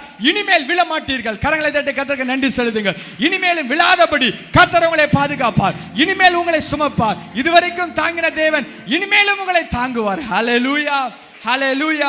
இருக்கிற இடத்துல யாவரும் எழுந்து நிற்போமா? எழுந்து நின்று ஆண்டவரை நோக்கி பார்ப்போம். கர்த்தர் உண்மையுள்ளவர், கர்த்தர் உண்மையுள்ளவர். 1 தெசலோனிக்கேயர் 5ஆம் அதிகாரம் 24ஆம் வசனத்தில் இப்ப சொல்கிறது, உங்களை அழைத்தவர் உண்மையுள்ளவராய் இருக்கிறார். உங்களை அழைத்தவர் உண்மையுள்ளவராய் இருக்கிறார். அவர் அப்படியே செய்வார், அப்படியே செய்வார், அப்படியே செய்வார். அழைப்பு வெளியேற பெற்றது. அது ஒரு மனிதனுக்கும் தெரியாது, ஒரு மனிதனுடைய சிந்தனையிலும் உண்டாகாது. It is not by your thinking. உங்களுடைய எண்ணங்களினாலே உருவாக்கப்பட்டது அழைப்பு அல்ல. உங்களுடைய யோசனைகளினாலே உருவாக்கப்பட்டது அழைப்பு அல்ல. ஊழியம் என்பது நீங்களா யோசி, நீங்களா எண்ணங்களிலே நீங்கள் உதயமாக்கி உருவாக்கப்பட்டுகிறது. ஊழியங்கள் அல்ல, ஊழியங்கள் கர்த்தரால் கொடுக்கப்படுகிறது. அழைப்பு கர்த்தரால் கொடுக்கப்படுகிறது. ஆரோன் போல அழைக்கப்பட்டால் ஒழிய இத மாதிரி உன்னதமான அழைப்புகள் கொடுக்கப்படாது. ஏனென்றால் அது தேவனுடைய வழி, தேவனுடைய பாதை, தேவனுடைய வெளியேற பெற்ற பாதை. மரணத்துக்கு தெரியாது, நாசத்துக்கு தெரியாது, சுத்தி இருக்கிற பிசாசின் கண்களுக்கு தெரியாது, சுற்றி நின்று பட்சிக்கிற ஓநாய்களுக்கு தெரியாது, பட்சிகளுக்கு தெரியாது, சுத்தி நின்று வாழ்க்கையை கவிழ்ப்பதற்கு பிசாசு நேர்ந்து விட்ட அந்த ஜீவனுக்கு தெரியாது. No monitoring spirits can control your life.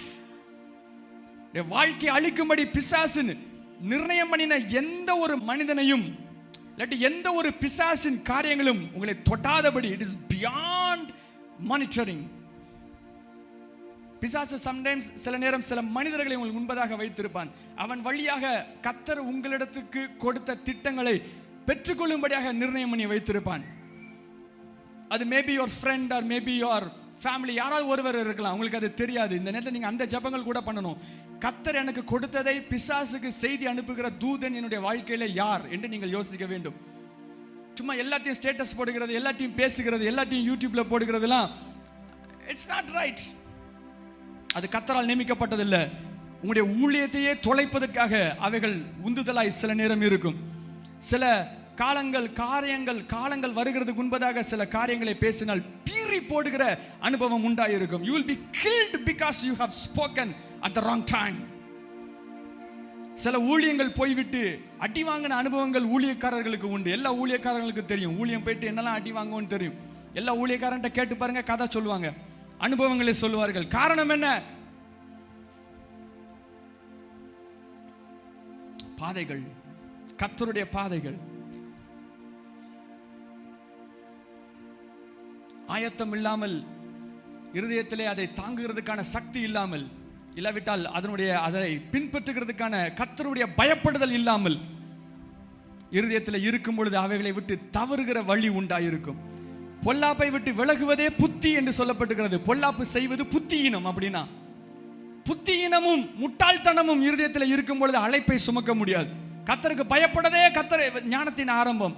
கர்த்தருக்கு பயப்படாமல் இருப்பது அவைகள் முட்டாள்தனம். கர்த்தருக்கு பயப்படாமல் இருக்கிறது அழைப்பை கொன்று போடும். கர்த்தருக்கு பயப்படாமல் காரியங்களை செய்வது அழைப்பை கொன்று போடும். It will kill your calling. ஒப்பு கொடுக்கப்படாமல் இருக்கிற ஒவ்வொரு உணர்வுகள், ஒப்பு கொடுக்கப்படாமல் இருக்கிற ஒவ்வொரு சிந்தனைகள் கர்த்தருடைய அழைப்பை உங்களுடைய வாழ்க்கையை விட்டு தூரம் சென்று வைப்பதற்கான ஆயுதங்களாய் மாற்றப்படும். ஒப்பு கொடுக்கப்படாத இச்சைகள், ஒப்பு கொடுக்கப்படாத சிந்தனைகள், யோசனைகள், உணர்வுகள் அதுவே தானாக திரும்பி வந்து உங்களை அழிப்பதற்கான ஆயுதங்களாய் பிசாசு பயன்படுத்துவான். It is by your emotions you will be killed. It is by your thinking you will kill your calling. நீங்களே உங்களை தகுதி இல்லாமல் ஆக்கி விடுவீர்கள். நீங்களே உங்களை தகுதிப்படுத்த விடாமல் உங்களை மாற்றி விடுவீர்கள். It is by you disqualify yourself. You yourself, நீங்களே உங்களை தகுதி இல்லாமல் மாற்றி விடுவீர்கள். அழைப்பை உங்களை விட்டு தூரம் போகும்படியாக செய்து விடுவீர்கள். ஆபிரகாம் செய்தான். கர்த்தருடைய வழியையே மறந்து வேறு இடத்துக்கு சென்று விட்டான். கர்த்தருடைய வழியையே மறந்து சாராயை விட்டு சென்று விட்டான். ஒரு முறை அல்ல, 2 முறை. தன்னுடைய பிள்ளை யார் என்பது தெரியாமல் வேறு பிள்ளைக்காக வேண்டுதல் செய்யும்படியாகவே சென்று விட்டான். He even forgot the calling. அழைப்பையே மறந்து போனான். அப்படி அல்ல பிரியமானவர்களே, ஒவ்வொரு முறையும் வெளியே சென்று உள்ளே வருகிறதுக்காக கர்த்தர் உங்களை அழைக்கவில்லை. பாவத்தில் விழுந்து இச்சையில விழுந்து எழும்புவதே உங்களுடைய வாழ்க்கையாக கர்த்தர் நியமித்து வைக்கவில்லை.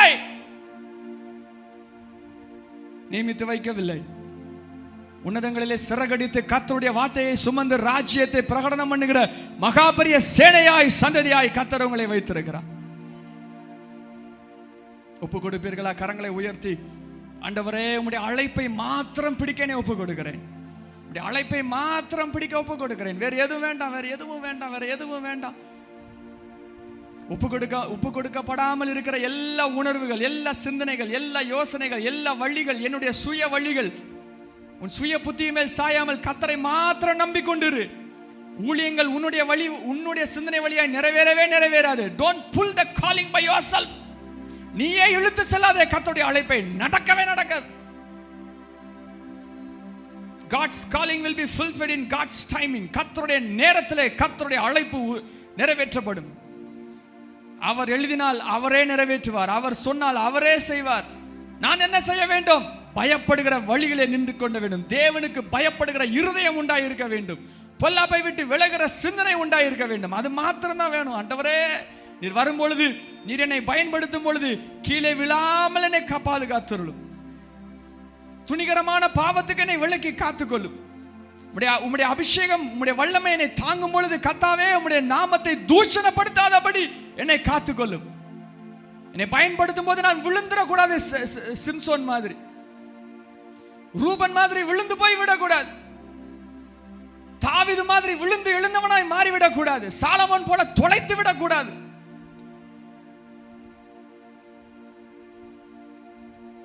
ஏதாவது அப்படி செஞ்சீங்க அப்படின்னா உங்களுடைய ஊழியமும் எழுதும், உங்களுடைய பாவமும் சேர்ந்த பக்கத்தில் எழுதப்படும்.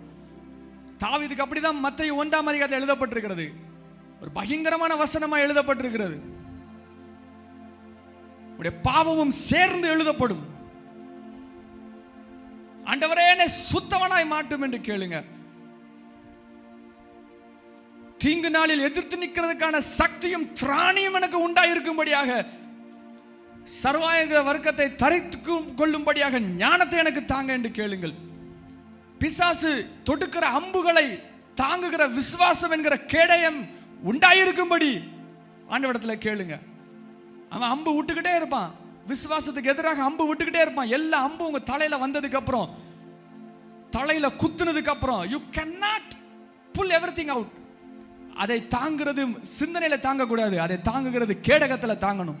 வரும்போதே தட்டணும், வர்றதுக்கு முன்னாடியே தட்டணும். the fire, அது அம்பு அக்கினினால ஏவப்படுகிற அம்புகளா இருக்கும். உங்களுடைய சிந்தனையை தாக்குகிறதுக்கு முன்பதாகவே அவைகள் தடுக்கப்பட வேண்டும் உங்களுடைய விசுவாசத்தினாலே. சில சிந்தனையில வரவே கூடாது, வந்துட்டுனாலே அதை எடுக்கிறதுக்கு 1 வருஷம் ஆகும். if you neglect for a week, it will take years for it to recover. 1 வாரம் நீங்கள் விட்டீர்கள் என்றால் திருப்பி எடுப்பதற்கு சில சமயம் சில ஆண்டுகள் ஆகும். 1 வாரம் தவறு செய்தீர்கள் என்றால் சில நேரம், not every time, sometime it will take years for you to come back. நீங்கள் விசேஷித்தவர்கள் என்றும் உங்களுடைய அழைப்பு விசேஷித்தது என்றும் தயவு செய்து புரிந்து கொள்ளும்படியாக கர்த்தர் உங்களை ஞாபகப்படுத்துகிறார். எல்லா தப்புகளையும் செய்து, எல்லாவற்றையும் இஷ்டம் போல செய்து, இஷ்ட யோசனைகளையும் செய்து ஆண்டவருடைய அழைப்பினுடைய மேன்மையும் பெற்றுக்கொள்ளலாம் என்று தயவு செய்து யோசிக்காதீர்கள்.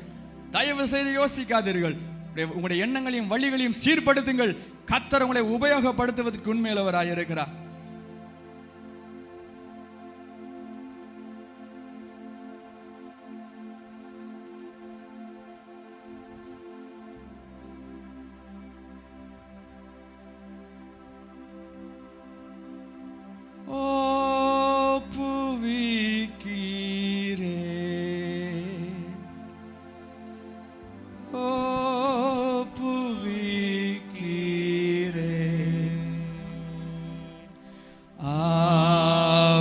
ஆத்மா சரீரமெல்லாம்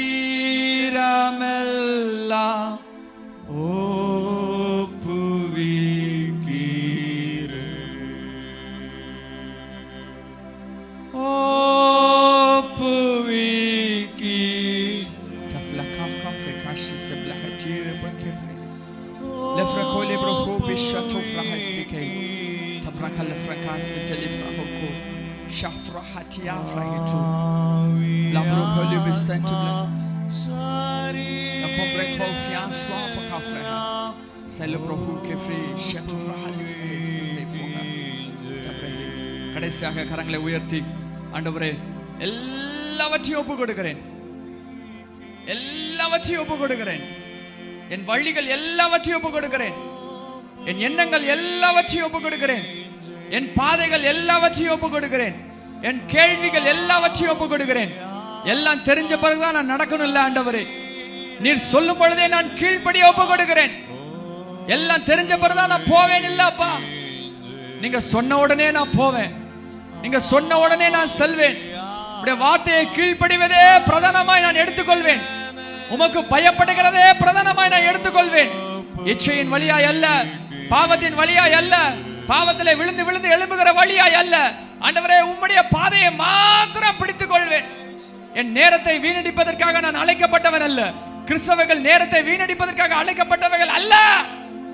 எத்தனையோ பேர் வேண்டாத காரியத்திலே நேரத்தை வீணடித்துக் கொண்டிருக்கிறார்கள். நீங்களும் அவர்களில் ஒருவரோ, நீங்களும் அவைகளில் ஒருவரோ.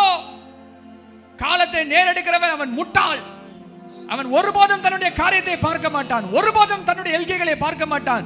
உட்கார்ந்திருந்த தேவனுடைய காரியத்தை பிரியமுள்ளவர்களாய் நடக்கிற சந்ததி உண்டோ? கர்த்தருடைய பிள்ளைகளாய் நின்று கொண்டு வைராக்கியம் உள்ள சந்ததி உண்டோ? கர்த்தர் உன்னை அழைக்கிறார் மகனே, கர்த்தர் உன்னை அழைக்கிறார் மகளே. எல்லாவற்றையும் தேவனை சார்ந்து வாழும்படியாக கர்த்தர் அழைக்கிறார். அவர் உண்மையில் அவர் கண்டிப்பா செய்வார். சொன்னிட்டார்னா கண்டிப்பா செய்வார், கண்டிப்பா செய்வார், கண்டிப்பா நிறைவேற்றுவார். நன்றி செலுத்துகிறோம் ஆண்டவரே. கரங்களை தட்டி கர்த்தருக்கு நன்றி செலுத்துவோமா? கர்த்தர் அவருடைய பாதைகளிலே நம்மை நடக்க செய்கிறார், பாதைகளிலே நடக்க செய்கிறார், பாதைகளிலே நடக்க செய்கிறார். கர்த்தாவே, உம்முடைய கிருபைகள் எங்களுக்கு உண்டாயிருப்பதற்காக நன்றி செலுத்துகிறோம். உடைய பாதைகளை எங்களை வழி நடத்துகிறதுக்காக நன்றி செலுத்துகிறோம். பேதுரு போல உம்முடைய அழைப்பை எங்களுக்கு தந்து, மேலான தரிசனங்களை எங்களுக்கு தந்து, உன்னதமான பாதைகளை எங்களை வழி நடத்துவீர் என்று நாங்கள் நம்பி ஸ்தோத்திரிக்கிறோம். நல்ல கரங்களை தட்டி கர்த்தருக்கு நன்றி செலுத்துவோமா. உன்னதமான காரியங்களை பார்க்க போகிறோம். உடைய எதிர்காலம் கர்த்தருக்குள்ளாக இருந்து உன்னதமான காரியங்களை பார்க்க போகிறது. ஹல்லேலூயா, ஹல்லேலூயா. நன்றி செலுத்துகிறோம் ஆண்டவரே. இந்த நாம மாத்திரம் மகிமைப்படுவதாக எங்களை தாழ்த்தி ஒப்பு கொடுக்கிறோம். இந்த கிருபைக்குள்ளாக மறைத்துக் கொள்ளும். இப்பொழுதும் கர்த்தருடைய ஜீவன் உண்டாகி சகல மனிதர்களையும் உயிர்ப்பிப்பதாக, எல்லா வேதனைகளும் இப்பொழுதே மறைவதாக, எல்லா பலவீனங்களும் இப்பொழுதே மறைவதாக. எங்கெல்லாம் வலி இருக்குதோ அங்கெல்லாம் உங்களுடைய கரங்களை வைத்துக் கொள்ளுங்கள். இப்பொழுதே கர்த்தருடைய கரம் உங்களை தொட்டு இப்பொழுதே சுகமாக்குவதாக. எங்கெல்லாம் கர்த்தருடைய விடுதலை வேண்டுமோ அவைகளை இப்பொழுதே சிந்தனையிலே கொண்டு வாருங்கள். கர்த்தருடைய வார்த்தை இப்பொழுதே அந்த இடத்தை நோக்கி வருகிறது. இப்பொழுதே விடுதலை உண்டாயிருப்பதாக, இப்பொழுதே சாபங்கள் உடைக்கப்படுவதாக, இப்பொழுதே கர்த்தருடைய வழிநடத்துதல் உண்டாயிருப்பதாக, புதிய ஜீவன் உண்டாயிருப்பதாக. எல்லா வலிகளும் எல்லா வேதனைகளும் இப்பொழுதே வெளியேறி கர்த்தருடைய சுகம் உண்டாயிருப்பதாக என்று இப்பொழுதே பேசுகிறேன். இப்பொழுதே பேசுகிறேன். சுகம் உண்டாயிருக்கிறது. அவருடைய தழும்புகளாலே சுகமானோம். அவருடைய தழும்புகளாலே சுகமானோம். இப்பொழுதே பலன் உண்டாயிருக்கிறது. ஹல்லேலூயா. நன்றி செலுத்துகிறோம். வீட்டிலே கர்த்தருடைய சமாதானம் உண்டாயிருப்பதாக, கர்த்தருடைய வெளிச்சம் வீட்டிலே இருப்பதாக, கைட்டு செய்கிற காரியங்கள் ஆசீர்வதிக்கப்படுவதாக, போகையிலும் வருகையிலும் ஆசீர்வாதம் உண்டாயிருப்பதாக. இந்த வாரம் முழுவதும் எங்களோட இழுங்க ஆண்டவரே. இந்த புதிய மாதம் எங்களுக்கு ஆசீர்வதிக்கப்பட்ட மாதமா இருக்கட்டும் ஆண்டவரே. அடுத்த 6 மாதமும், வருடத்தின் கடைசி 6 மாதங்கள் எங்களுக்கு சந்தோஷமும் நிறைவும் கர்த்தருடைய பலனும் கர்த்தருடைய வல்லமையான காரியங்களும் நிறைவா எங்களை மூடுகிற மாதமாய் இருப்பதாக. கர்த்தருடைய தரிசனங்கள் உண்டாயிருக்கட்டும், வார்த்தை உண்டாயிருக்கட்டும், கர்த்தருடைய ஜீவன் எங்களை உயிர்ப்பிக்கட்டும். உடைய நாமத்துக்குள்ளாக எங்களை தாழ்த்துகிறோம். உடைய வல்லமை உள்ள கரத்துக்குள்ளாக எங்களை மறைக்கிறோம். உடைய நாமம் மகிமைப்படட்டும். உயிர்த்தெழுந்த இயேசு கிறிஸ்து மூலம் ஜெபிக்கிறோம் நல்ல பிதாவே, ஆமென்.